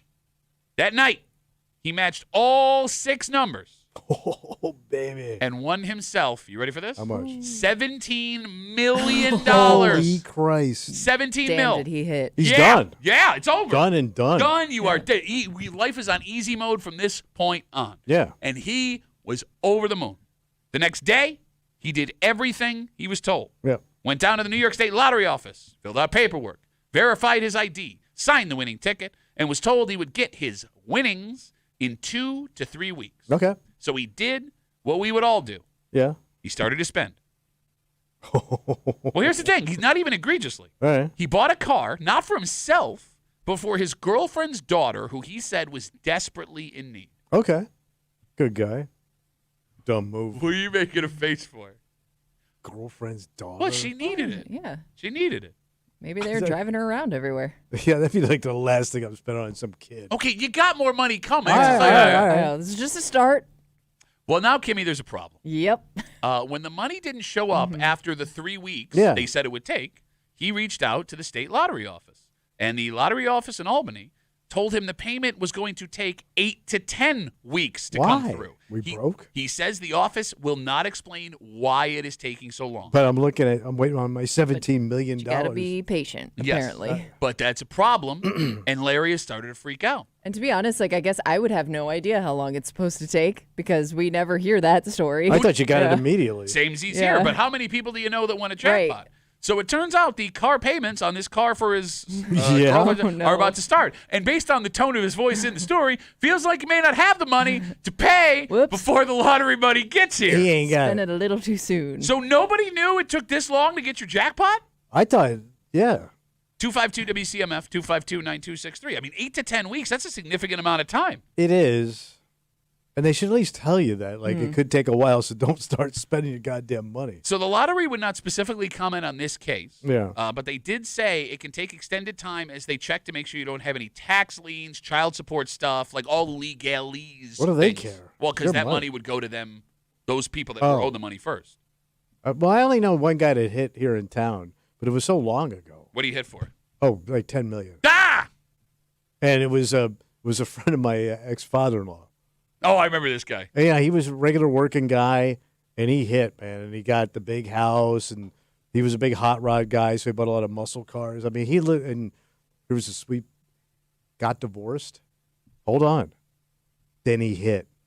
Oh, wow. Then he hit. Oh. Like middle-aged divorce. But he hit everything in the sweet spot. Just got lucky. Oh, very lucky, man. I mean, it's the luckiest of luck. Yeah. And trust me, he wasn't buying her no goddamn car or nothing.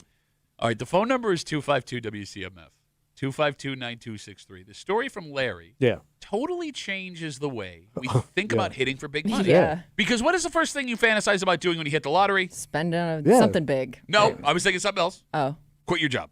Oh, yeah. Right? Right. What you're going to do the next day? Are And you by the going way- to work tomorrow? Probably not. Yeah. Double birds out the door. F this place. Exactly. Take this job and shove it. I ain't coming in. You ain't got nothing. You're ugly. Your mother's a whore. I'm out of here. Well, if it takes 3 months for me to get that money, you could be homeless before your first check shows up. Yeah. Like, think about this.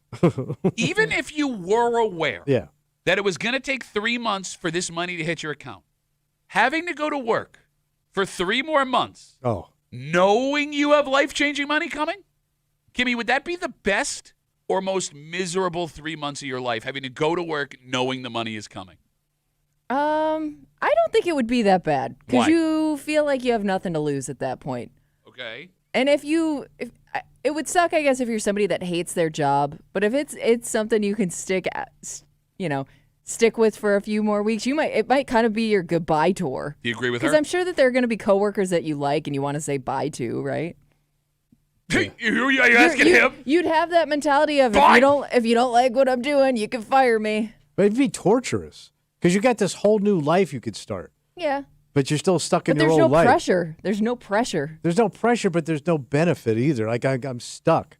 I want the money, man. I don't want to wait. I don't want to go back to you want work. the money, but if you're not getting it, it's what you got to do for a few. But more that's weeks. all. That'd be the only thing on my mind. Yeah.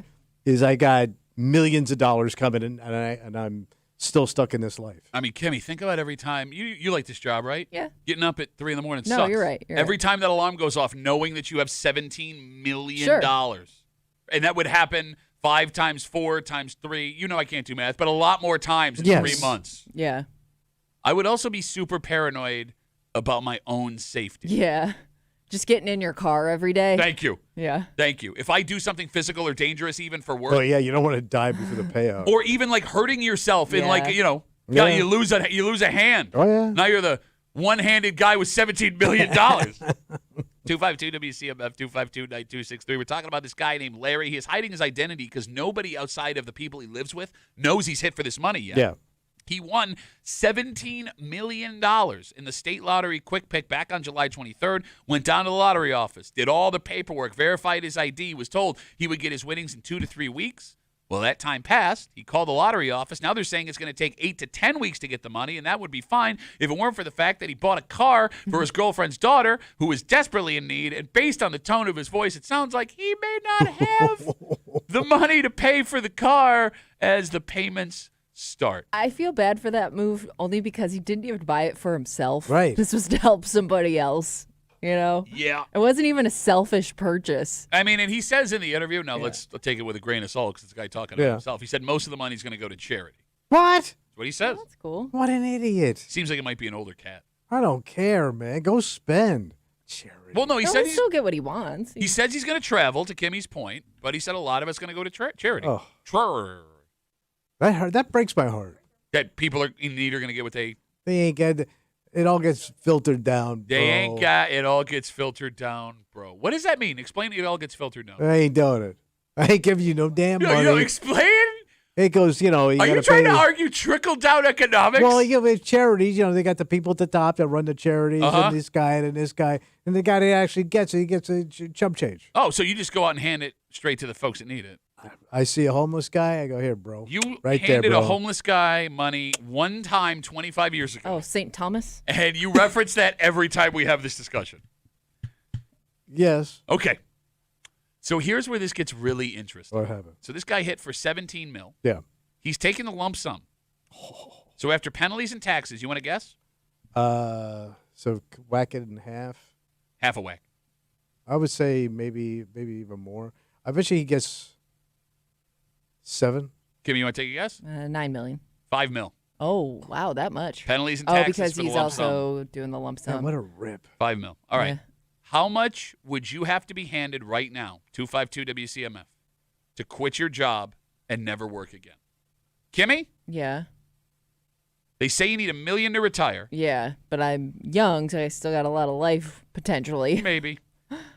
How much money would you have to be handed right now to quit your job and never come I back? mean, I wouldn't quit if 5 million would do it for me. $5 million. Yeah. So his money right now, Yeah. you'd walk away and never Yeah, work I think again. so. You're in your mid-30s. Is $5 million going to last you? I don't know. Figure it out. She don't spend. Well, I think you would start to spend if somebody put $5 million in your bank She's gonna account. sit on her ass and do gummies all day.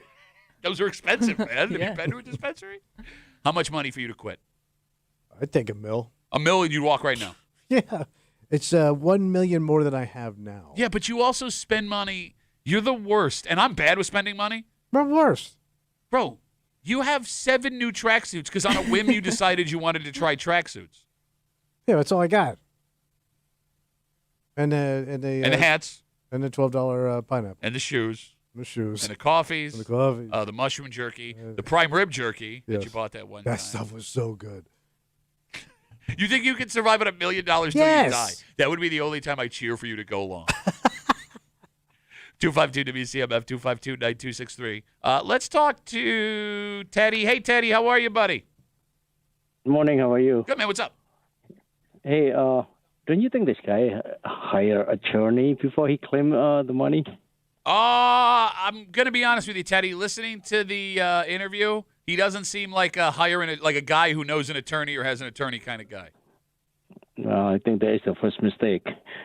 Well, here comes after the fact Teddy coming in here. What's an attorney going to do for you? Well, he has to find out what's going on. Like, no, he's having a lot of trouble because. Oh, I already he figured it doesn't out. know what They you're got your money, and they're not giving it to you yet. I mean, Teddy, he says in the story they told him up front 2 to 3 weeks. It was after the 3 weeks passed. They're now saying 8 to 10. So Why pay an attorney to find out you're going to get paid the money when in 11 weeks? now I'm upside down on the attorney. Yes. Can't afford him, Teddy. No. Because of this one, he doesn't have choice. He have to hire attorney, right? And then probably going to cost more money. Okay. Hey, Teddy, you still work or are you retired? I'm still working. Okay. How much money would it take right now to get you to never go back to work again? For my age or Tommy age, probably a couple $1 million. Couple $1 million. At least he's smart enough to know it's going to take a couple million when he's buying Well, his tracksuits. nobody's got $2 million. Who's got that? You just make up a number. That's how this game works, you idiot. You even undershot. You're such a bad businessman. You undershot yourself into the imaginary money game. Oh, David, did you just find out he's a stupid man? You said it, Tommy? Teddy, thanks, buddy. Have a good rest of the day. Oh, God. Nothing brightens my day more than Teddy's squeaky laugh. His little giggle. I'm also thinking with this, because you know how you could take it in a lump sum or you get it paid over time. I don't know how much you get per year or however they pay it out. You'd have to like agree with your spouse on that. Taking a lump sum or going year by year? Yeah, I mean, I would argue that I would think most wives would argue for the year by year payment, right? That's the payout? It's the safer payment. Like we had this argument with my dad over, it was the last time the jackpot was like astronomical. And he was like getting upset that we wanted to take the lump sum of money we didn't have. Okay. I was like, no, that's stupid. You gotta take the payment by payment. And I'm like, the older you are, you would think you'd be arguing the opposite way. Yes. Well, no, but he's thinking of you there. You No, but understand that, right? but he himself would also do that. No, I understand, but I'm saying even him taking that lump sum, Yeah. he's thinking you because there will be more money left over when he's not here. I guess. I think I don't know if he's thinking that far ahead or if Okay. he's just thinking it's more money overall. Like I'd take the annual payment because now Take the lump. No, you idiot. Take the lump. Take the tax whack, and you're done. tax You're gonna whack. You talking about whacking taxes? You're going to have to get a tax attorney every year for that kind of bank. Who needs that? Okay, here's why. One, I know if you hand me all this money at once, I'm going to do something really stupid with it. Oh, no, I thought you were brilliant with money. No, I just said I'm not good. I literally said I'm stupid with money. You're Silly hat. somehow dumber. You take it so you can't spend it all in one lump. That's why you take it the other monthly or annually. Second, it ensures that my wife and children, no matter what happens to me, are going to be taken care don't of. worry about the future. The future takes care of itself. Well, look, Connor writes us on Instagram, Duffy and WCMF. Annuity will set you with yearly payments for 30 years, shut up. and you can will it to others. This is an annuity. This is a compound. This is over a period of time. I hate people like it. What is that, Connor? It was Connor. One of our Connors. What a dick. 252 WCMF. All right, hold on. Before we go back to the phones, Kimmy, you said you would take $5 million right now. You'd walk away. Yeah. All right, so let's do some math. Definitely enjoy that money a little bit. All right, so Tommy, they say you need $1 million to retire right off. So nobody can retire. Okay, so Kimmy, you take a whack off of that for your retirement. Sure. All right, $1 million. So for the rest of your life, you would have $40 million. Or excuse me, 40? $4 million right. for the rest of your life. Yeah. If we do a little math, Yeah. the average American makes between $50,000 and $60,000 a year. Yeah. Okay. Let's go with 50 to keep the math right. If you just lived a regular life with $4 million, Kimmy, you would have 80 years worth of an average American salary. All right. You would have 40 years of a six-figure salary. Nice. Party. That sounds very doable. Yeah. Right? So 40 years of a six-figure salary, that would put you into your mid-70s. You would also have $1 million left to retire. You're golden. Here's the problem.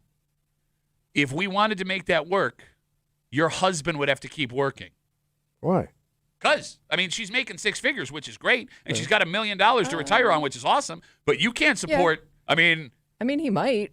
He might want to. He really likes his job. Okay. I don't know. Get out of that house, bro. no, but I'm saying, bro, if you won this money, Yeah. and part Well, of the I'm old. Yeah. but part of the contingency in winning the money was your spouse has to keep working. I don't know how many spouses would be like, yeah, honey, you have all the time off in the world while I keep going and doing my job. But I'm the one that hit. Let's say I hit. Yeah. Like, go to work, honey. Well, you're going to sacrifice the job that makes less. So Oh, yeah. She argues I make Yeah. less money. Why don't I stay home? You keep going to work. I like my job. that's convincing. Because, all right, 252 WCMF, again, we're talking about this guy, won the New York State Lottery, quick pick, $17 million. Went and did everything right, down to the lottery office. They told him 2 to 3 weeks before he gets his payment. Went out and bought a car for his girlfriend's daughter, who was in desperate need. The lottery office, when the time passed, he called him back, said, it's actually be 8 to 10 weeks before you get your money. Now he's freaking out. Sounds like he may not have the money to cover the car. Tom's on CMF. Hey, Tom, how are you, buddy? Not bad, brother. How you doing? Good, brother. What do you got? Listen, I know somebody firsthand who won $500,000 on a $5 scratch off, Damn. and taxes were they did say 8 to 10 weeks when they took it in. That's normal. Anything over a certain amount of money, actually, well, first of all, anything over a certain amount, it takes 8 to 10 weeks. And the point is, they took $174,500 off of $500,000. Okay. So the check was $325,500. Okay. And I saw it. I know for a fact it was. And the lottery takes an extra 10% on it's added into that 174. They take an extra 10% for miscellaneous, such as child support, back taxes, or whatever. And if you don't have any of that, when you file your taxes in the following year, you get that 10% back. Hey, that'd be a nice return, huh? But look how they hold Oh, you yeah. hostage, Well, though. yeah, but hold like they your- take 10% Hold on. because you but if may you owe no, us something. but if you do, then it's a good thing. No, fun fact, 85% of people that play lottery have back child support. Well, yeah, that's why you're doing scratchers. All right, but I mean, Tom, look, I get what you're saying, and it sucks in the 8 to 10 weeks of the taxes, but your buddy, for $1, still walked away with $375,000? Oh, $325,000. There you go, yeah. But here's the other thing. When we took the ticket in, when we took it into Buffalo, they said if you win like a major jackpot, like the lotto that goes through all states, Yeah, the all Mega big Millions, Powerball. Well, Yeah, yeah. like $1 billion. states, you won't see one penny of that for up to a year. No kidding. Oh wow. Not one penny. All right, so you take out a $10 And- million loan and it's like the highest interest rate ever and just start party. Mm-hmm. Hey, Tom, thanks for the call, buddy. I really appreciate it, man. Hey, wait, one more thing. Yeah. That dude that only got $5 million back from $17 million, Yeah. he had to have owed some serious back No, taxes. I don't think it was taxes. I think it's the lump sum. It was It's just always the the lump sum. taxes. Yeah, he had to owe something pretty big for them to take $12 million out of a $17 million ticket. That's a bunch of horse shit right Whoa! there. All right, Tom, bye, buddy. I knew I should have trusted my gut on that one. No, he didn't know anything. That's what you get on a lump sum. Yeah. Okay, let's take a break. Tom knew a lot for a guy who knew a guy. Well, I mean, it sounds like his buddy saying. let him go Yeah. to the office. He saw the check. I saw the check. I I touched it. seen it. All right, let's take a break. Yeah, bro, this guy's a household name to this day, despite the fact that he's been dead over 100 years. Really? Yes, and he did some of his best work here in Rochester. No kidding. And it's funny, man. They Like, put on a show? yes, like first off, this story shows that nothing about Rochester has changed in over 125 years. We are celebrity effers. Yeah. We love all of them. But even more interesting, if we're just hearing this story for the first time, why are we not taking more advantage and doing more history research into the other massive American names that have shown up here and done something? All right. And maybe there's money to be made in that. How do you make money now? They're dead. I'll explain next. Here the break room. Let's see you, Bev.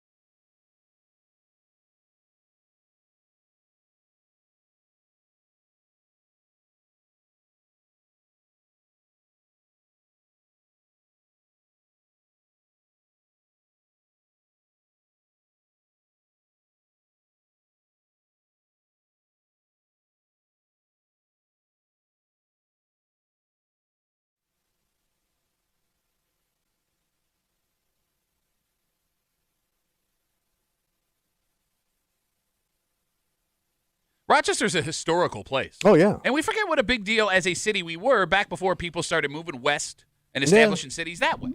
I mean, we had both NFL and NBA teams, for goodness sake. Yeah. But to go this long, Kimmy, especially with our Rochester-centric elementary school education, Seriously, where was this story? and never heard that this world-renowned household name to this day made a stop in our area? Damn. And they have actual footage from it? Yeah. You're hanging out in the break room, Rochester's Classic Rock, 96.5, WCMF. Right now, you can log on to the contest page, WCMF.com, enter for your chance to win pavilion tickets to see Tedeschi Trucks Band with Whiskey Myers, August 28th at Empower FCU Amphitheater in Lakeview, at Lakeview in Syracuse. That's the one that always gives me the hold up. Yeah, yeah. It's like super long. Yes. But it's long because it's worth it. That's courtesy of Live Nation. Tickets are on sale right now at livenation.com. May 1907. Hot 7. A day that, for the residents of Rochester at the time, was one of the most exciting of their lives. Who showed up? Young Frank Sinatra. That is the day. Yeah, baby Frank Sinatra. Baby Frank Sinatra. He's got to be something big, I'll tell you. Goo goo gaga. I'm just talking over the music. That's the day that illusionist Harry Houdini. You ain't seen nothing yet. Harry Houdini came to Rochester. God damn. So he performed? Houdini. Yes, he did. So a story on 10 NBC late last week details the massive event. Yeah. So it turns out that a nephew of Harry Houdini lives in the town of Greece. Oh. That's right. I know. Pave your driveway. Just give him the money, you'll make it disappear. No. So this nephew The Houdinis. of Houdini, he's got family pictures of the magician still just lying around the house. Damn. So the reason Houdini was in Rochester, he was going to be stripped down to his undies. He seems like that's how he started every show. Kind of naked. Well, to show he wasn't hiding anything, you know? Yeah. Except his python in his pants. He was going to be shackled at the arms and legs, and they were going to toss him in the Erie Canal to escape in front of a crowd full of people. Wow. And as Kimmy just mentioned, footage of this event still exists at the Eastman Museum. Like they have film? Yes, because in 1907, Harry Houdini was so ahead of his time, he had the wherewithal to hire Kodak to document what happened. Makes sense. Right? So George Eastman came down there and was he alive then? Well, Yeah, Eastman would have still been alive, right? 07, Kimmy, well, yeah, because he died in the 20s, I thought so. right? Yeah, because he was buddies with Edison. So he must have went down there and photographed. Okay, why are you making up stories? Like this story on its own. Take it off, Houdini. I want to see it all, So baby. He Come on, shake it. died in 1932. Will you stop sexually harassing Harry Houdini as Take George it Eastman? off. So the video. I'm sorry, let me go back a second. All right. The story says that Houdini trained with his brother, who, by the way, was an MD. Did you know that? He was a doctor? Well, that's kind of good considering the line of work he was in. But he trained with his brother in ice baths for months to make sure that his body could handle the cold water up here in Rochester. Yeah. He got ready. And the video shows Houdini leap 100 feet off the no longer existing Waylock Bridge. Wait, he jumped 100 feet? Off of the bridge into the water. Shackled. Into the canal. You got it. In only his undies. While George Eastman catcalled him the whole time. What'd that sound like when he was going Take it on? off, baby. Less than 15 seconds after he entered the water, Houdini emerges, his hands and legs free That's from the shackles. insane. Do you imagine seeing that now would blow you away? Yeah, just surviving that. No kidding. Yeah. But of all the stimulation you've had, if I saw somebody do that, I'd still be shocked. I'm with you. Yeah. And what made this event even more special for Houdini, his mother made the trip all the way up to Rochester His to mother. watch him do it. I heard they threw his mother in the river. His mother was among the 10,000 people Wow, 10,000. who came out to the bridge. Holy crap. Well, I guess, what else was going on? But think of the population of Of Rochester. tuberculosis. Yeah. Well, think of the population at that. That was like exactly the the same. event. It is? It's exactly the same. You're kidding me. Yeah, it is. I thought the same thing Yeah. because I went back to look like, just to give you perspective, same exact population for the city of Rochester. Man. Yeah. Did either of you know this story until now? No. I had no idea he made a stop in Rochester. How does this story... Because you kind of hear about all these famous names that have come through town at some point in their careers. I never once remember anybody mentioning Harry Houdini and his Erie Canal. Like, not only was he in town, but it also has to do with the Erie Canal, which we also learned all about. No story about that. How did they not put that in the song? Harry Houdini Well, in he his came floating underpants. down in his underwear. But he was probably George Eastman won't stop running his mouth. He can't stop staring at that young man. Take it off, Then baby. they got that verse with Baby Sinatra. Go, go, diaper baby, like Houdini. There's his dong. Sorry, you were saying. No, but you're right. He was probably the biggest global name at the time. I would take the probably out of there. Who's bigger, other than the president of the United States? At that time, that's yeah. pre-Babe Ruth. Yeah. Right? I mean, Right. that's pre-Jim Thorpe. Like, there's nobody on the planet bigger. And you say that name, it lives on. You're right. Exactly. I mean, outside of Franz Ferdinand, and things didn't end well for him. Yeah. Phone number is 252-WCMF, 252-9263. What really bothers me about this Houdini story and the fact that we don't know about it What's until that? 10 runs this story back over the weekend, right? Yeah. Houdini succeeded in his illusionist trick, Yeah. Yeah. right? He brought Right, 10,000 people out. He lived. It was amazing. It's on video. Sam Patch dies, and there's like 70 things named after him. Yes. Song. The guy who was bad at his job was commemorated forever. The guy who did it the right way, everyone was like, well, he's leaving town now. That's the end of that. And I think what stands out most of this story What was that? is how star-obsessed Rochester, it seems, has been since the beginning of time. Oh. 10,000 people came out to watch a 15-second show because the biggest entertainer in the world was in town. Yeah. Recently, Jimmy Fallon showed up at a bar in Fairport, and everyone ran out to that. 10,000 people showed up at Fairport. John Lithgow was filming a movie in Gates. People sprinted out to the Big M to go look at By it. the way, I don't think anybody's ever seen it. Did The it ever movie? actually come out? Oh, yeah, that's it's a good out. question. I don't know what it was. I think it was like one of those limited release coffee house things. Why are you films. crapping on Rochester's native son, John Lithgow? Bring it on, Johnny boy. Come on, that's it. You got man meat, baby. I mean, the guy that played Frazier signed his beer at the grocery Yes. store, and it shut down 2 grocery stores Yeah. for the day, right? Like, whether it's 1907 or 2025, anytime anybody shows up with a name, we Yeah. just pour out in droves. Well, because I mean, you don't get a lot of that around here. You know? Well, You don't get a lot of celebs. yes and no.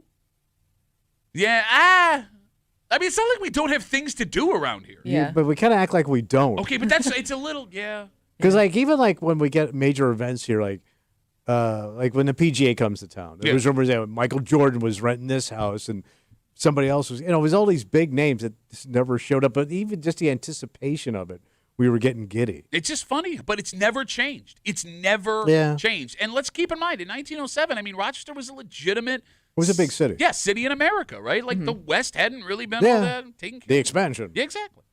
252-WCMF, 252-9263. We're talking about the story 10NBC did over the weekend. Harry Houdini in 1907 made an appearance here in Rochester for an illusion. He had his hands and ankles shackled. Yep. He was put on top of the no longer existing Wheelock Bridge. By the way, Adam writes us, he says that's where Dinosaur Barbecue is now. Yeah, Wait. I was just looking at where it took place. So he went in the Genesee River. No, so did the Erie Canal used to go through that? I want to say area, yes. So maybe? keep sing a couple of verses of the song. And Hey Houdini, what are you doing in the river? It's gonna be a canal soon, baby. This is Baby Sinatra.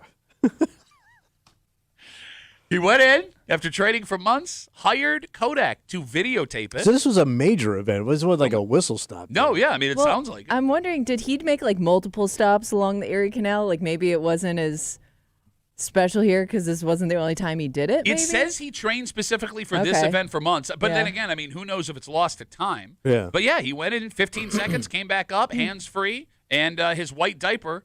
Ladies turn away. He's got to get out of the water. Nope. Seems like this is the only time he did it. All right, so you brought up we were trying to figure out who the biggest name in the world would be. Like, Yeah. here's one thing two things haven't changed. Right. One, we love celebrities.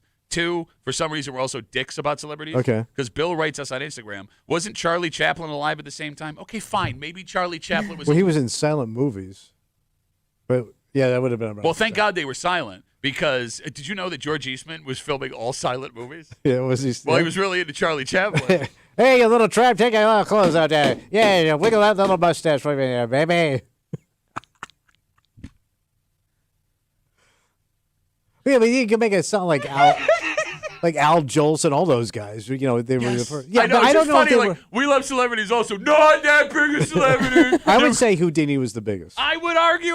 I would agree with you. Not Bill though. Sucks. Houdini sucks. Where's Buster Keaton? You think he had hecklers? Houdini? Or was everybody just in like awe of what he was doing? That's a good question. I don't think people. Do you think people heckled back then? Yeah, of course. You got stories of like Shoeless Joe Jackson going into the crowd and beating children. Oh, the kids were heckling him. Yeah. It was a young George Eastman who was filming the baseball game of Shoeless Joe Jackson. Hey, Shoeless Joe, why don't you take a little more of your shoes off? Don't say it all that. Hey, stop that! Oh my God! Ow! You ruined my camera. I'll have to make another one. Maybe that's a good idea. Okay, this can't be true. I hope this has got to be a joke. What? Gary writes us on Instagram. Duffy at WCMF. My grandfather has a black and white picture of George Eastman and Houdini bare knuckle boxing in the Eastman Garden with Lincoln refereeing. Okay, that's a joke. Shut up. Gary, I didn't get to the end. Well, isn't that the question? There's like a still photo of George. Like a joke. Yeah, I don't know. And I also assume Lincoln's referee. I also assume that all men in the late 1800s and early 1900s bare knuckle box. Well, yeah, it was a big sport back then. Just, a knuckle sandwich. You know, it also makes you wonder as you see the story. Were you going to say something, Kimmy? I'm sorry. I didn't mean to cut No, you. I was just looking at the story that Brett Davidson does from News 10. Looks like it wherever it took place was like right where that skate park is now. Okay, Like, 'cause I get he's what you're standing saying. over the skate park, like on the ramp that's there. Wait, And- Houdini is standing over the skate park? No, Brett Davidson is, and I would assume he's doing it in the spot where the canal used to I'm be. going to unshackle these shackles and thrash this half pipe. It also makes you wonder what other massive stars came here, did cool things that we're never going to know about. Like, bigger cities make bigger deals about this. Yeah. Yeah. Like, they put up legit plaques, murals, create businesses that commemorate the legends of music and movie. And I'm talking like New York City and Los Angeles and Atlanta and Chicago. If some local historian were able to pinpoint 15 spots where major American historical figures, whether it's entertainment, whether it's politics, did something in our town, you could make money on that tour. Well, didn't we have a one for Lincoln over here? It's right over here. Which is on that railroad track. It was a whistle stop tour. Yeah. Yeah.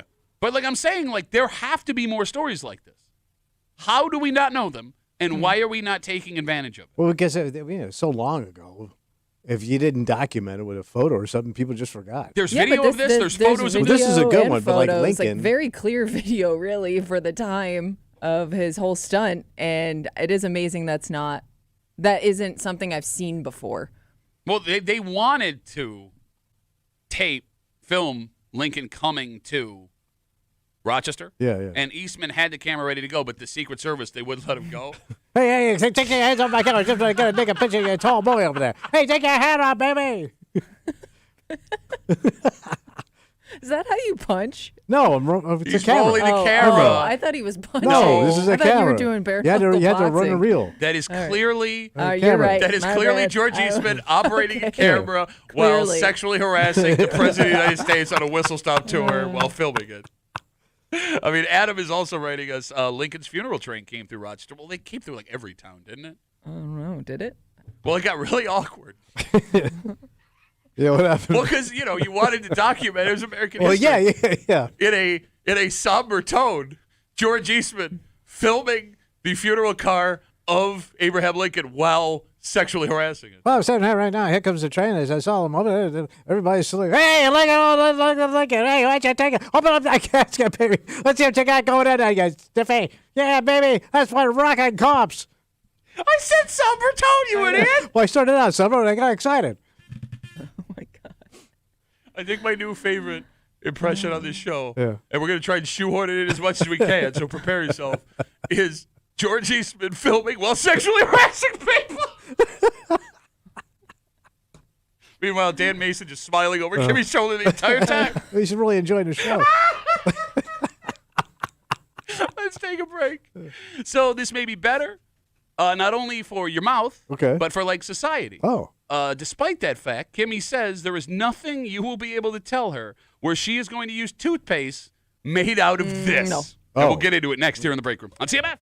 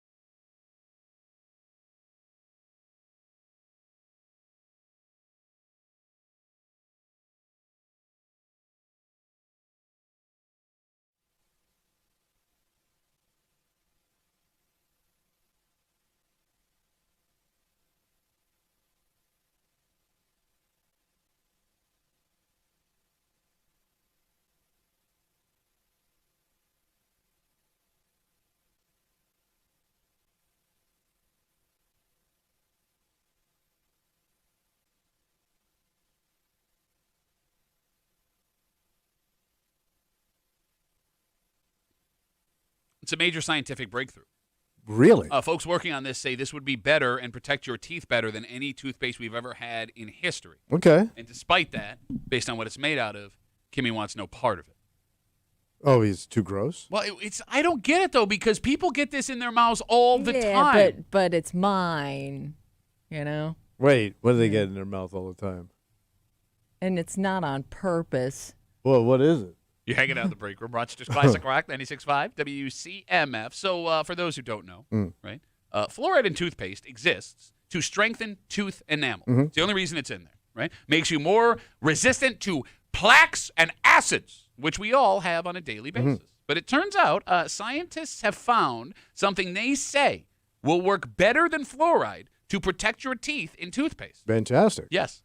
It is called keratin. Are you familiar with keratin? No. You've heard the name before. In fact, probably in commercials that were trying to sell you shampoos. Okay. Because keratin is a protein found in human hair, skin, nails, and the wools of sheep. So it's skin, basically? Hair. This toothpaste that they are developing It's made out of hair. will be made out of human hair. Well, what does it look like when it comes out of the tube? It looks like regular toothpaste. Oh, I'm so you wouldn't guessing, even know. Yeah.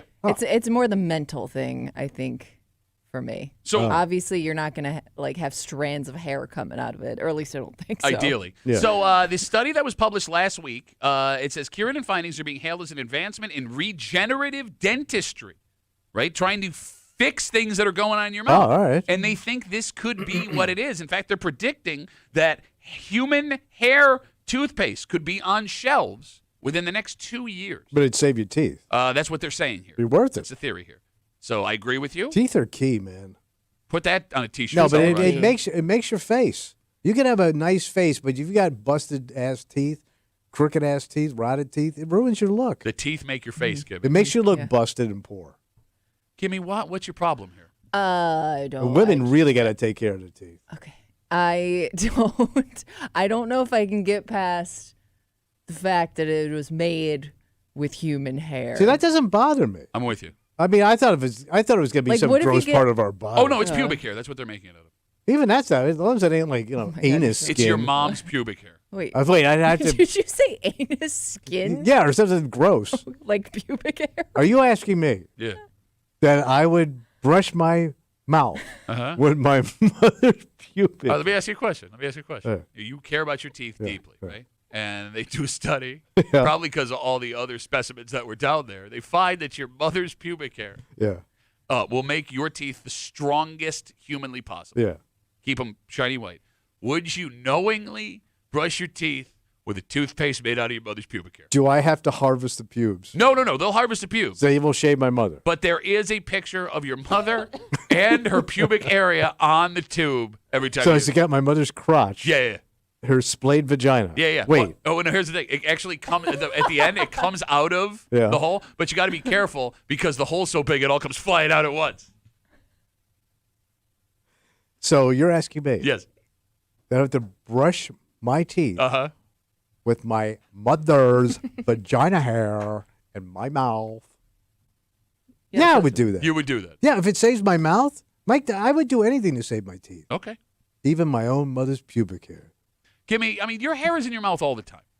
Women's hair just finds but your again, way. like it's not intentional if it gets into your mouth. It's not like I'm purposely like chewing on my hair. Okay. I mean, I would assume. I think okay, if I go to the dentist and they're like, "Hey, the only way we can save your teeth is if you start using this toothpaste," then yes, I guess you gotta try it. But if I have the option of not doing that, I'm not doing that. What if the dentist said the only way to save your teeth was to use the new Tommy's Mom's Pubes toothpaste? The only way to save my The only way to teeth. save your teeth. I think You'd I have to might shave? I think I might let my teeth go. Well, my mother's vagina isn't good enough for you? I want no part of You think any muley at any time. You think my mother's vagina is gross? Yeah, you came out of it. Ooh. Ooh. We've seen its effects. 252 WCMF 252-9263. After this scientific discovery that keratin, something that is in all of our hair, may be more effective than fluoride in protecting our teeth, scientists say that toothpaste made out of human hair could be on shelves within the next 2 years. Here's what's weird about this. It says, Kimmy, it's also in sheep's wool. Yeah. Why wouldn't you just use that? It seems less Yeah, creepy. I don't know why they specifically. Maybe say the human hair is better. I didn't see that anywhere in here. I don't know. And are people like donating their hair to this? That's like, another- how are they getting the human hair? That's another good It's also question. my question. I mean, look. wig companies rely on human hair. Yeah. So it's not like but your hair's going to the wig companies. So what percentage of the hair goes to the toothpaste company? Yeah, it does create a situation where you could be taking advantage of people that may not have the ability to say no. Oh. You know what I'm saying? Yeah, We could be 10 years away from a big campaign of where's the hair coming from. Yeah. And then we're Okay. getting like these horrible pictures of people in like some countries that are being shaved for our toothpaste. What if we're paying for their hair? No, again, I mean, And no, you go down there, you shave their head, but you pay them for the hair. 5 cents for all your hair. Well, that's pretty good going right now. Are you sure? You don't know Yeah. what hair prices are going for? Well, with the tariffs and stuff, they'll pay down the deficit. What are you talking about? How we get the money coming in. You know, it's weird. If we were to do Yeah. a toothpaste made out of Tommy's mom's pubic hair, Yeah. we'd already have a commercial ready to go. Oh. Yeah, but how would they? Well, I mean, wasn't it? Who would film that commercial? No, wasn't it in the 1930s? Yeah. When George Eastman was filming them making toothpaste out of your mother's pubic hair while catcalling her the whole time? Hey, come on, idiot. Oh, yeah, spread your legs. Listen, shave that pubic. Yeah. Let me tell you something. The old shave kid is going to be really popular coming in 1980. I'll tell you that right now.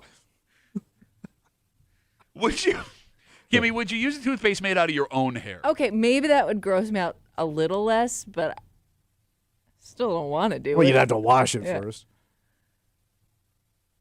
Because I always thought they always tell you like your hair is like one of the dirtiest parts of your body, right? they? It Did they is? say that? Wait, Well, your no, head? well- The hair of your head? Yeah, because your hair is exposed to so much. Oh, I thought it was clean because the oil's in your skin.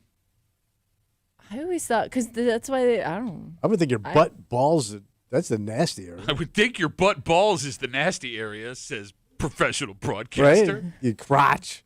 Your rotten ass crotch. Yeah, I mean the hair gets dirty due to buildup of natural oils, dead skin cells, sweat, dirt, and think what environment builds up in your and ass? pollutants. I mean, it's pretty nasty, bro. Yeah, no one's offering ass It's toothpaste. exposed to all the elements. There's no study done that says if you stick your toothpaste down there and No, but just say it's nasty. No, I got it. There is no argument about using that to make a toothpaste. There is scientific evidence that shows hair might. Why am I arguing with you? Why am I arguing with you? Let's take a break. All right. You need education so very badly. It's too late. I'm done with learning. Okay, maybe it's too late for you, right? But over the next couple of weeks, even Yeah. it started over this weekend, there are high school kids that for the first time are getting taken by their parents off to where they're going to spend ideally the next 4 years. Yeah. But it turns out, based on what we have in front of us here, there are parts of the greater Rochester area where there will be more parents than other places taking their kids out. Uh-huh. Because there is one specific place where kids are the least likely to go to college. And it's not the place you think. Oh. And we'll get into it next here in the break room on CMF.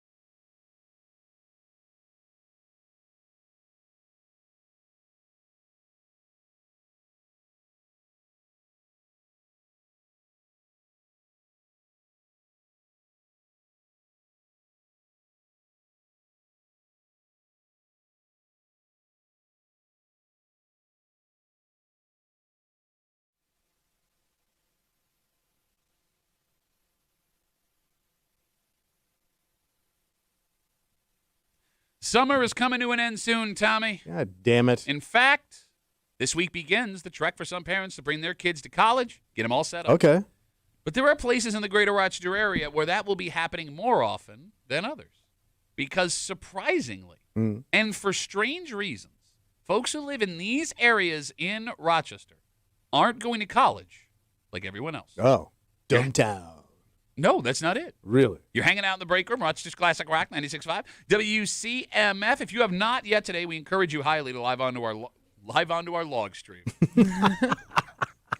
Log onto our live stream. Yeah. Odyssey app, WCMF.com, YouTube and Twitch, the break room, WCMF on YouTube and Twitch. We have a brand new decoration here in the studio.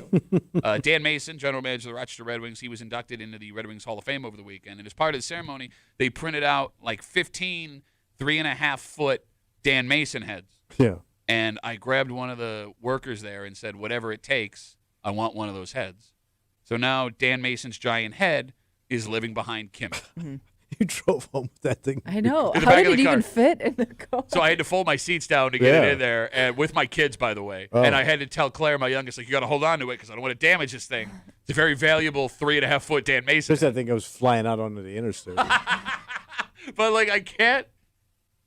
It's the perfect It's very spot. distracting It really when is. you're It watching really this. is. I No, it mean- is. It's right there. And it looks like he's enjoying the show a Yes. ton. Yeah. Yes. No matter what we're saying.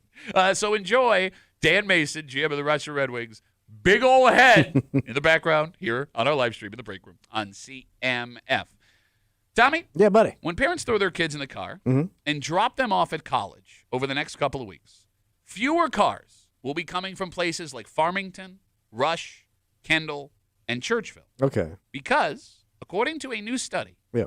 kids from rural areas are the least likely of any kids in America to attend college. Why? Story on Spectrum News highlighted, Tommy, some very surprising numbers. And What we'll happened? get to why in a second, but I want you to hear the numbers. All right, I want to hear those We're numbers. a numbers show. Yeah. Only about 55% of kids from rural school districts have gone on to college in recent years. So just over half. Yeah. Compare that to 64% of suburban grads and 59% of urban high school graduates, city high school graduates.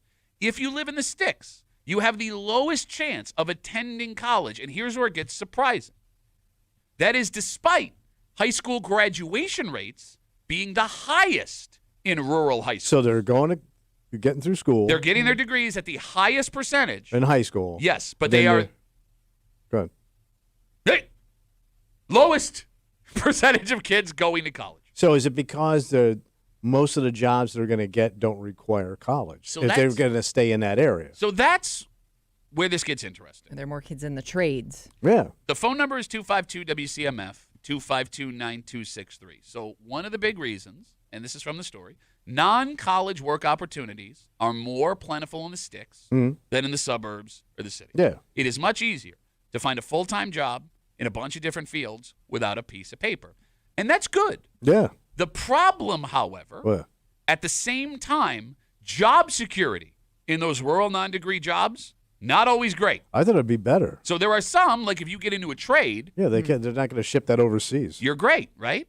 Okay, but there are also factory jobs where people work their way up and all of a sudden those factories disappear. There are farming jobs where Right. folks will work for a family or have Can their own change farm. year by year, I mean, yeah. it could change just based on weather for a Right. year or two. Like those things fall apart. So if and when that happens, it makes it a hell of a lot harder to find another job because you never got that piece of paper. All right. I always thought like kids wanted to get out of the country, move to the city.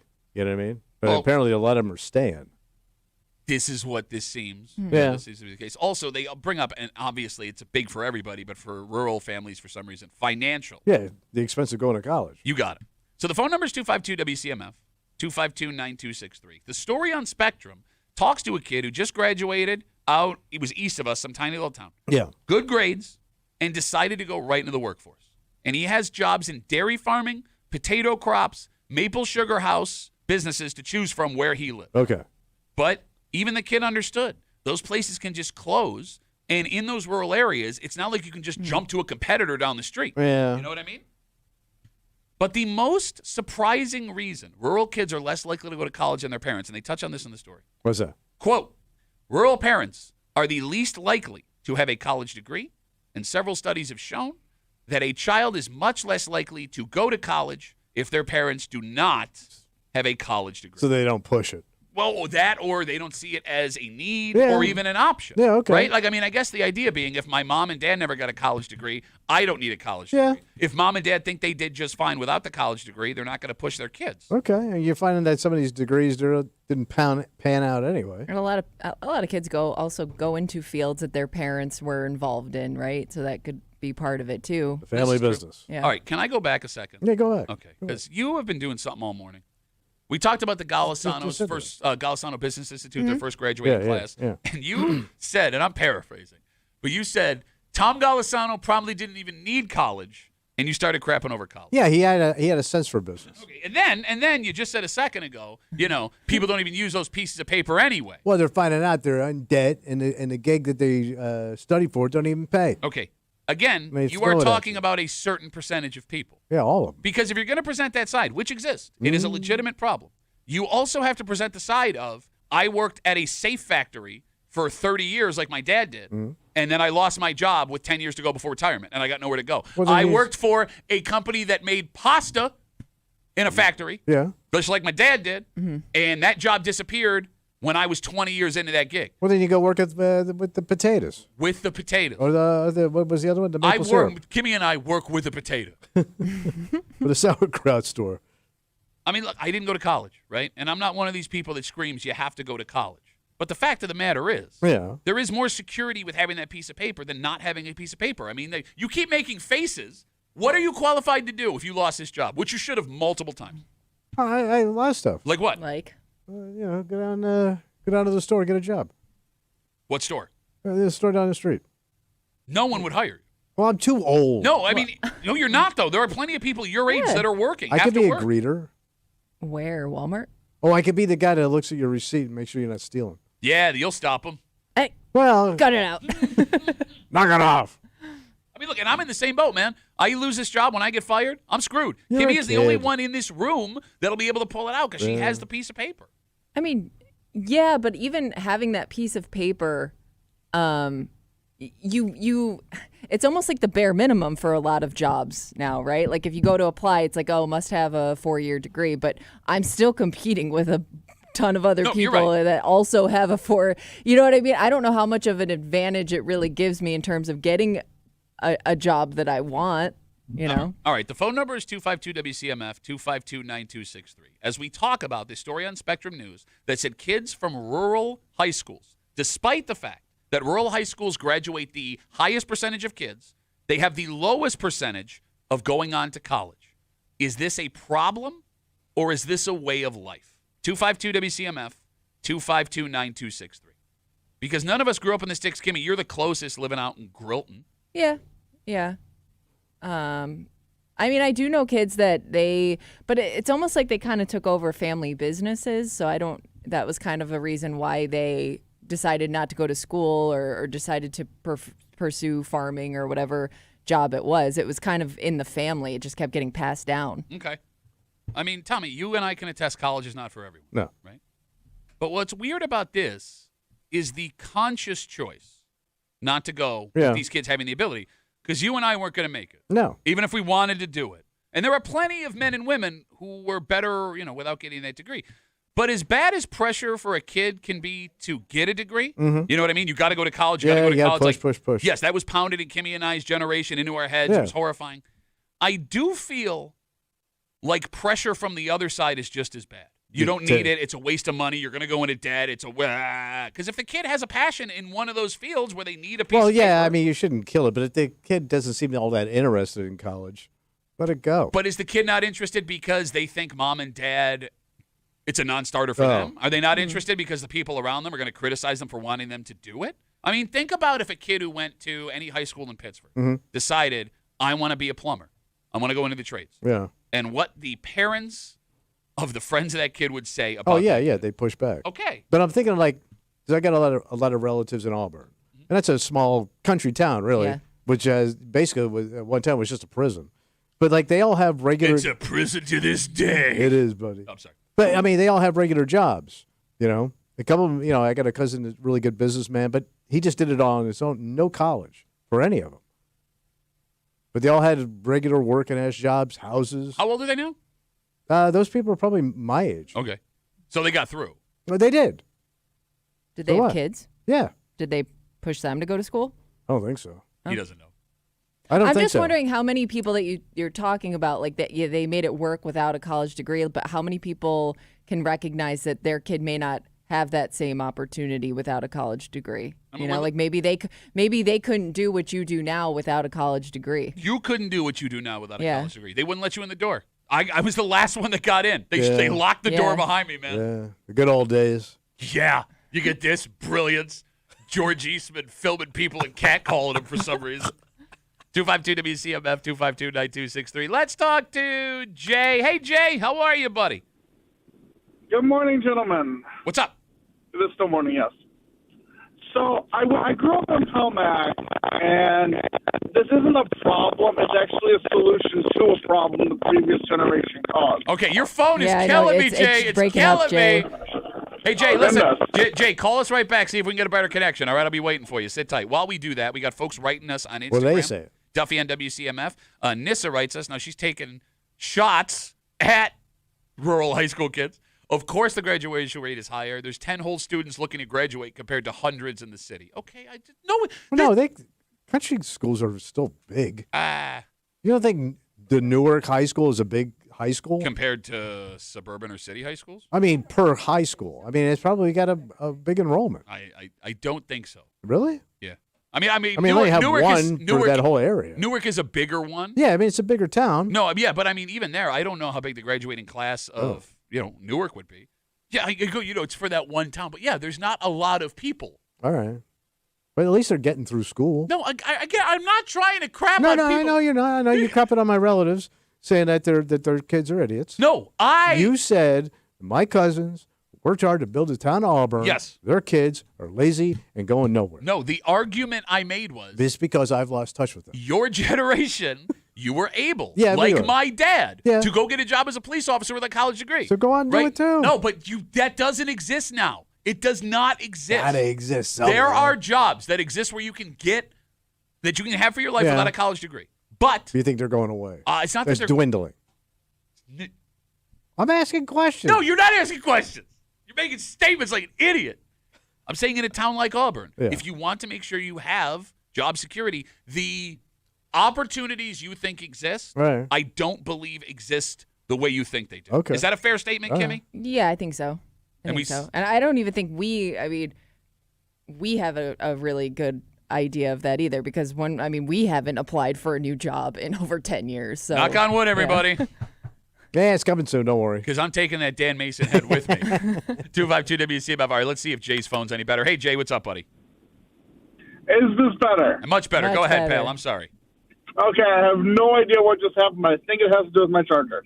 Okay. So I grew up in Pelmac, and this is actually a solution to a problem caused by the previous generation.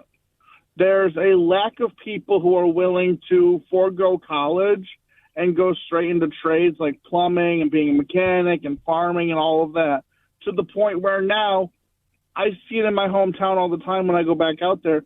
These industries that used to drive the actual town are drying up now. I mean, that would be my biggest fear. Because we still see it on a regular basis. There was just a plant. What am I thinking of? That's shutting down east of us here, and a whole bunch of people are going to lose their jobs Yeah. that they were counting on forever. All right. Wow. Yeah. Like ABX Plastic over in Macedon, they're struggling to find people because everybody's just a college-educated dick who doesn't want to actually work a real job. There's your boy. Wait a minute. There's your boy there. Wait a minute. He's right. I'm Wait a confused minute. though, because you just said those jobs are drying up, but then gave an example of a place where you can get a job. But nobody wants to. So nobody wants to take those work jobs. So there are jobs, you're But the- saying, Yeah. but Well, you know what he's nobody's saying. filling the jobs. You know what What he's are saying. they saying? What are they saying? Nobody wants to work anymore. God damn it. But, Jay, let me ask you a question. I thought you were saying like some of those industries are dying out. That's what I thought you were saying. What he did. Well, he's saying they're dying because they can't They're hire anyone. dying because nobody wants to work there. Oh, okay. that's- So, Jay, let me gotcha. ask you a question. You're from that area. Why don't you go work there? Because I'm an Uber driver and I'm too dumb to work with my hands. So that's why I drive for a living. but like I do love this argument from guys, and that's fine. You're happy doing. Are you happy doing what you're doing? You enjoy it, Jay? I love it. That's Okay. why I do it 7 days a week and listen to you dumbasses. And we appreciate that. But I find it funny when What's that? guys like Jay and other guys call up. Nobody wants to work in these fields anymore. Do you work in that field? No. Well, then go work in it. Yeah. If you see a problem But and he's it not pays good well, with his hands. okay. That's why he's steering a car with customers, because he sucks with his hands. Jay, thanks for the call, buddy. Have a good rest of the good day. luck. Talk to you guys tomorrow. Bye. Thanks, Jay. I mean, problem solution right there. I got you. And the other thing about it, too. What's all right, that? I think we can wrap it up like this. What's that? Asking if this is a problem, right? Look, there are people who went into debt for a degree Yeah. that they're not using, and that is not good. And yes, college loans can be predatory. I mean, it's getting better now because of all of the exposure of everything. Yeah. And yes, when you're a teenager that doesn't go off to college, there are people that will make you feel like you're a failure at 18, and Yeah, they that's will. not fair, and that should not happen. All that being said, it is a statistical fact. What's that? An American man with a college degree will earn on average about $900,000 more over a lifetime than a guy with just a high school diploma. For women, that number is about $630,000. That's a pretty big difference. Yeah. Jeez. Maybe they're counting maybe You ladies factoring should try harder. kids and Yeah, okay. maybe I don't know. Okay, but 'Cause I would think it'd almost be the opposite. maybe it's changing now with Yeah. more women having college Yeah. degrees. The point I'm making is 630,000 or 900,000. That is a significant amount Oh of yeah, money. yeah. A lot of, And having that piece of paper keeps your options Okay. open, right? yeah. I don't know. Like, yes, I would love to live in a world. In a world. Thank you. Where I could grow up in a town, right?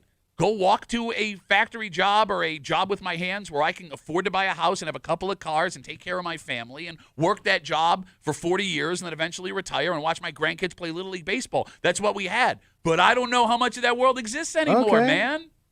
All right. Ah! I don't know. I hate this, like, culture war, and don't go be like, yeah, because you're perpetuating it. It's either college or no college. Pick a side. If you're at college, like Jay just did, these educated dicks that don't want to work a job that they're not interested Listen, in. if you want to live, next to the factory, move to North Korea. What are you talking What? They had the factory right there. The Okay. people almost live in the factory. Guy who lives in Pittsford milks off the teat of college education. Your wife, everyone that surrounds you. He basically lives on a college campus. Says this morning, I was walking the college campus this morning. I've complained about it. Let me tell you guys, college is for suckers, man. JBL. Yeah. Let's break down the door of the principal's office. Yeah. Are you ready for the summer? Loser. This is a different movie. Shut up. Let's take a break. I was combining Rock and Roll High School and Meatballs. Talking about school. Yeah. Today, I believe, is the first day of practices for all Section 5 sports, fall sports. Oh, okay. Very exciting. My daughter, as we speak, has her first tennis practice. going on. Nice. No big deal. All right. That being said, as serious as people take high school sports in Western New York, not even close to how serious one specific high school sports gets down south. Because a high school has debuted their new stadium. Did you see it on TV? Oh, my God. I thought they were playing at a college stadium. Is it I'm in like, oh, I Texas? wonder whose stadium this normally is. Kimmy. Do they have the capacity? Insane. It's not the capacity that's shocking. Yeah. It's everything else about it. All the bells and whistles. We'll get into it, and we'll do it next here in the break room on CMF.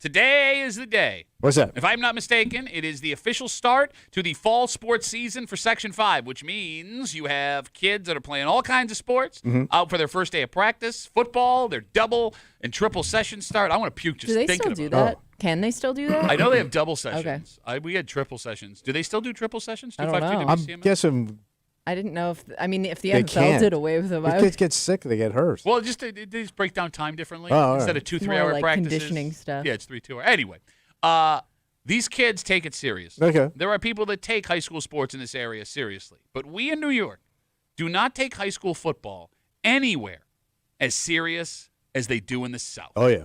You're hanging out in the break room. Rochester's Classic Rock 96.5. WCMF. Allow me to introduce you to Philip Beard Stadium. Philip Beard Stadium? Yep, it belongs to Buford High School in Georgia. Oh. The Wolves, they're the 7th-ranked high school team in the nation, which is kind of funny that they rank high school teams, but that's Yeah, I don't know how you do that. And over the weekend, they debuted their brand new $62 million stadium. How did that little town get that kind of money? Because it's Georgia, son. Down here, football's a religion after religion. God, religion, like the religion, not the football religion. Yes. Then the football religion in country. So, God damn, you said Yeah. $62 million? Yeah, and it looks like it. all right, so it has a full press box, like professional press box. The high For school. who? Everybody that cares is at the stadium. It's press. a completely enclosed stadium, right? Yes. Yeah. Yeah. So the stadium has multiple luxury suites. Wait, boxes? Yes. It also includes a state-of-the-art dressing room, not for just the players, but a separate state-of-the-art dressing room for the cheerleaders as well. They The got their cheerleaders have their spot. own area. Separate state-of-the-art dressing room. Okay. The stadium seats 10,000 fans, Okay. and it's the second stadium that exists for the school. Wait. They also have a totally separate stadium Yeah. that looks like a small college football field for their JV and freshman team. Oh. So even the little tykes have good stuff. I mean, little tykes. We're talking freshmen Yeah, and still high school sophomores in high school. students. All right. So, God damn. in this school district, approximately 8% of the student body plays high school football on 3 different teams: freshman, JV, and varsity. So that was the argument that they needed this stadium for. Yeah. But Kimmy, you saw it on. Well, I saw they had I don't know who they were playing, another high school on TV, and I assumed, based on the short clip I saw on television, that this was like some big high school game that was being played like at a college, because you know sometimes they do that between rivals. Yep. And then as they zoomed out, I'm like, oh wow, they even put like the high school's logo on the field. And then zoomed out a little more, I'm like, I think that's the high school's football field. But they draw 10,000 a game, man. Yeah, so actually, it was a big disaster this weekend when they opened up the stadium. Folks were upset with the amount of concession stands. Yeah. They said they waited in line for hours. They waited in line for hours to get into the actual stadium. Just so, for a cup of crawdads. the $62 million price tag, folks in the community are pissed about it. By the way, I'm looking at a video right now of the cheerleading room. Yeah. It looks like every dressing room from like Hollywood in the 1920s. Like it's got those mirrors What, with like the makeup lights. and stuff? Yeah, it's like all the way around the room, and each one Damn. has their own individual stool and like stall area with their picture over it. Like that's where they're designated to get ready. This is insane. That is wild. Insane to me. All right, so it wasn't. Well, I guess it was a long time ago. What was that? Well, you think of high school stadiums here in Rochester, right? I would argue the nicest one, and if I'm wrong, tell me. 252 WCMF may reside out in Victor.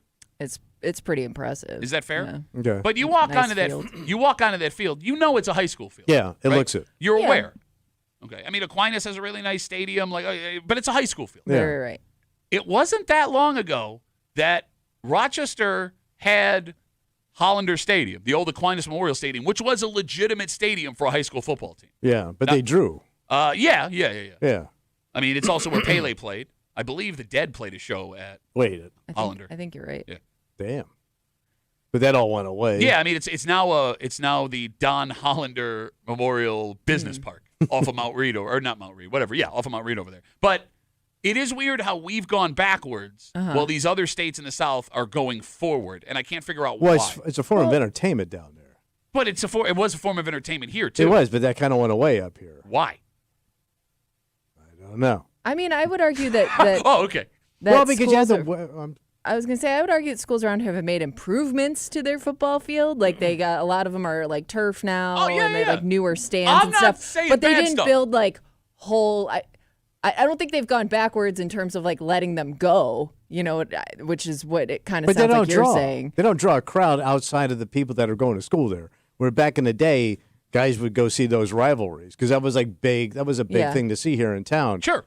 Nobody cares anymore. I know, it's just if you don't have a kid in that school. No, and I agree with you, and I understand why. Like, it would be weird for you to go to a high school football game that you had no Right. attachment to. Yeah. And I But don't. I mean- but if I'm a sports junkie, I have a million ways of fulfilling that now. But you also have that down south. I mean, you have, you know. But even the colleges around here don't have huge stadiums. Yeah. Which, You again, know? is weird because, Yeah. again, you look at the U Like of R. that high school stadium we just talked about blows all those up local ones out of the water. True, but you look at Falver Stadium at the U of R. Like, that stadium's been around, I think, since the 1920s. Yeah. Yeah. And, like, when you walk around to the conkles of it, like, you see what it looks like a stadium that, like, Harvard or Yale would Yeah. have. It's Does just they it? kind of stopped building it. Have you ever walked in the, like, I mean, it's been a long time since I've been there. I don't remember it being that big. Can you Google when they opened up Falver I Stadium? know Foghat played there.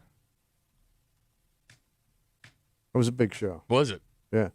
252 WCMF. We're talking about this $62 million high school football stadium in Buford, Georgia, 40 minutes outside of Atlanta, that officially opened up over the weekend. Multiple luxury suites, a full enclosed press box, state-of-the-art dressing room, not just for the football team, but for the cheerleaders as well. It seats 10,000 people, which is going to be probably 5 times the amount that the most attended high school football games in Rochester Oh, are I going to would get think, this year, yeah. right? All right, Kimmy, when did Falver open? Do we have it? 1930. Okay. So that's even later than I thought it was going to Yeah. be. It would be nice. I mean, I know we have Syracuse, but even that stadium's a little bit strange. Like the Dome, I know It's unique. just that Yeah. is the. It's just the worst stadium I've ever seen. you haven't been since they did the improvements. What do they do? They fixed the roof. It's a great basketball atmosphere. I guess I haven't been to a football game there in a while. Thumbs down from the old. But man. it's not Basketball like thing it's sucks. I love the atmosphere for basketball. Because you don't know any better. Go to a major I've program. been to major program. Guy, You're going to tell me you've been to a major program Yes. and using the end zone to play a basketball game is a good idea. No, I mean it is cool. It's very unique for basketball. Yeah, it's I would called the argue chin it's better. stout. I would almost argue it's better for basketball than it is for football. I would agree with you there. No, look, I've been to Louisville. I watched the game there, right? Like it's really But cool. Those things are like Madison Square Garden. Get rid of that dump. But it doesn't. The noise in the dome is insane. The atmosphere in the dome is insane. You've got 30,000 people, 40,000 people for a basketball Some game. have good seats. Okay. You're in the building. Anyone that wants a ticket gets in too. That's the best part about the dome. If you want in the when the building, team's good, like you there are opportunities to see them. you can go. Where if I live on the campus of the University of Kentucky, live in that town or Duke, Yeah. I got to camp out or spend $8,000 to get one seat to go watch some puny Like, little there guy are with a bad hairline go coach basketball. There are students that go to that school that will never see a game in person. Yes, Yeah. I mean like in. Yeah, but they're good. Are they Right, good? but Syracuse won a national championship when I was in high school. I went to 3 games that year. One national championship. Better than none. A second ago, you said that college was completely unnecessary and you were a sucker for going. Well, that's a different story. Oh, no, different. It does feel, Kimmy. What's that? All right, so you're not Kimmy. Bishop Kearney created a hockey program Yeah. that is now internationally known. Yeah. It's called the Bishop Kearney Selects. The best male and female hockey players, big time on the female side, come live at Bishop Kearney. They go to school there and they play hockey. Damn. Yeah. And they travel all over the world. It's like a and play. boarding school for But they hockey play here. players. Yes, yeah, they Yeah. play, yeah. But then they fly around. And they fly, bus, whatever. And Yeah. all these girls that have started a couple of years ago are getting major Division I scholarships. And it's great to have it here in town. Yeah. My daughter plays hockey, so it's really cool to have this Yeah. experience. I do wonder if we're not that far off from someone trying that with football, Oh. where you're going to bring Like kids in. having it is weird it doesn't exist for it being the biggest sport in America. Right? I mean, Yeah. it But would do ju- they need it? Maybe it- maybe that's This- to his point. I mean, would that? So would that be a travel like hockey? It I would mean, a just- football you'd go program. to school. It would be football with school on the side. Yeah, I mean, you would Essentially. travel to play teams in Ohio, Yeah. Pennsylvania, Oh, all right. the big time Northeast states. Like, Okay. you know, Yeah, like you would. Yeah, originally. Yeah, like Texas, California, big for high school football. Florida, Georgia, big for high school football. Up north, it's Pennsylvania and it's Ohio. So Yeah. you would have this team that would travel to Pennsylvania and Ohio, bring some of those teams All here. right. Much like Aquinas used to do back in the early years. How they tried to do it again when I was there. Yeah. And we got the crap kicked out of us. Worst night of my life. I saw your act, bro. Shut Not it was, even close. It was worse than Unless that. you died. Man, we drove all the way to Canton, Ohio. I'm going to do a high school football story. The Hall of Fame game. All right, it was. We played in Hall of Fame Stadium. We were undefeated. We won a state championship that year. We're all feeling ourselves, man. We're riding high. Look at us. Check us out. So they won the state championship the year before. So we're going to go play Canton McKinley High School, where they play the Hall of Fame game in the shadow. This is their home stadium. All right. And Ohio football just slapped you in the face. I will never, Kimmy, I'll never forget walking out of the locker room into the stadium, and I was just in awe. They had a Jumbotron in 2002, right? The Damn. stadium seats like 30, 40,000 people. The stands are, and this team was like 3-9. They were terrible. And they proceeded to just beat the living crap out of us Damn. for 4 quarters. I remember I was a big kid. Like 300 pounds, Yeah, I 6'2". remember. And Yeah. I remember looking at like their offensive up. line and like what, how. Wait, they were bigger than you? Yeah, And and they you were bigger a big than- old wide boy. They're bigger than all of us, man. They were strong and they were fast. Big farm boy. It is funny when you watch those high school games, like the televised ones. Like, how is every kid on the team this big? Like, how? Like, is every kid that goes to this high school just a giant person? And they're not even big towns. Like, that's Canton, Ohio. Corn fed, buddy. But it's got to be what it is. It's like how Canandaigua and Victor always have these giant kids Yeah. despite the fact that they're in small towns. Yeah. Ugh. That's how they raise them out there. That's right, son. Hard work.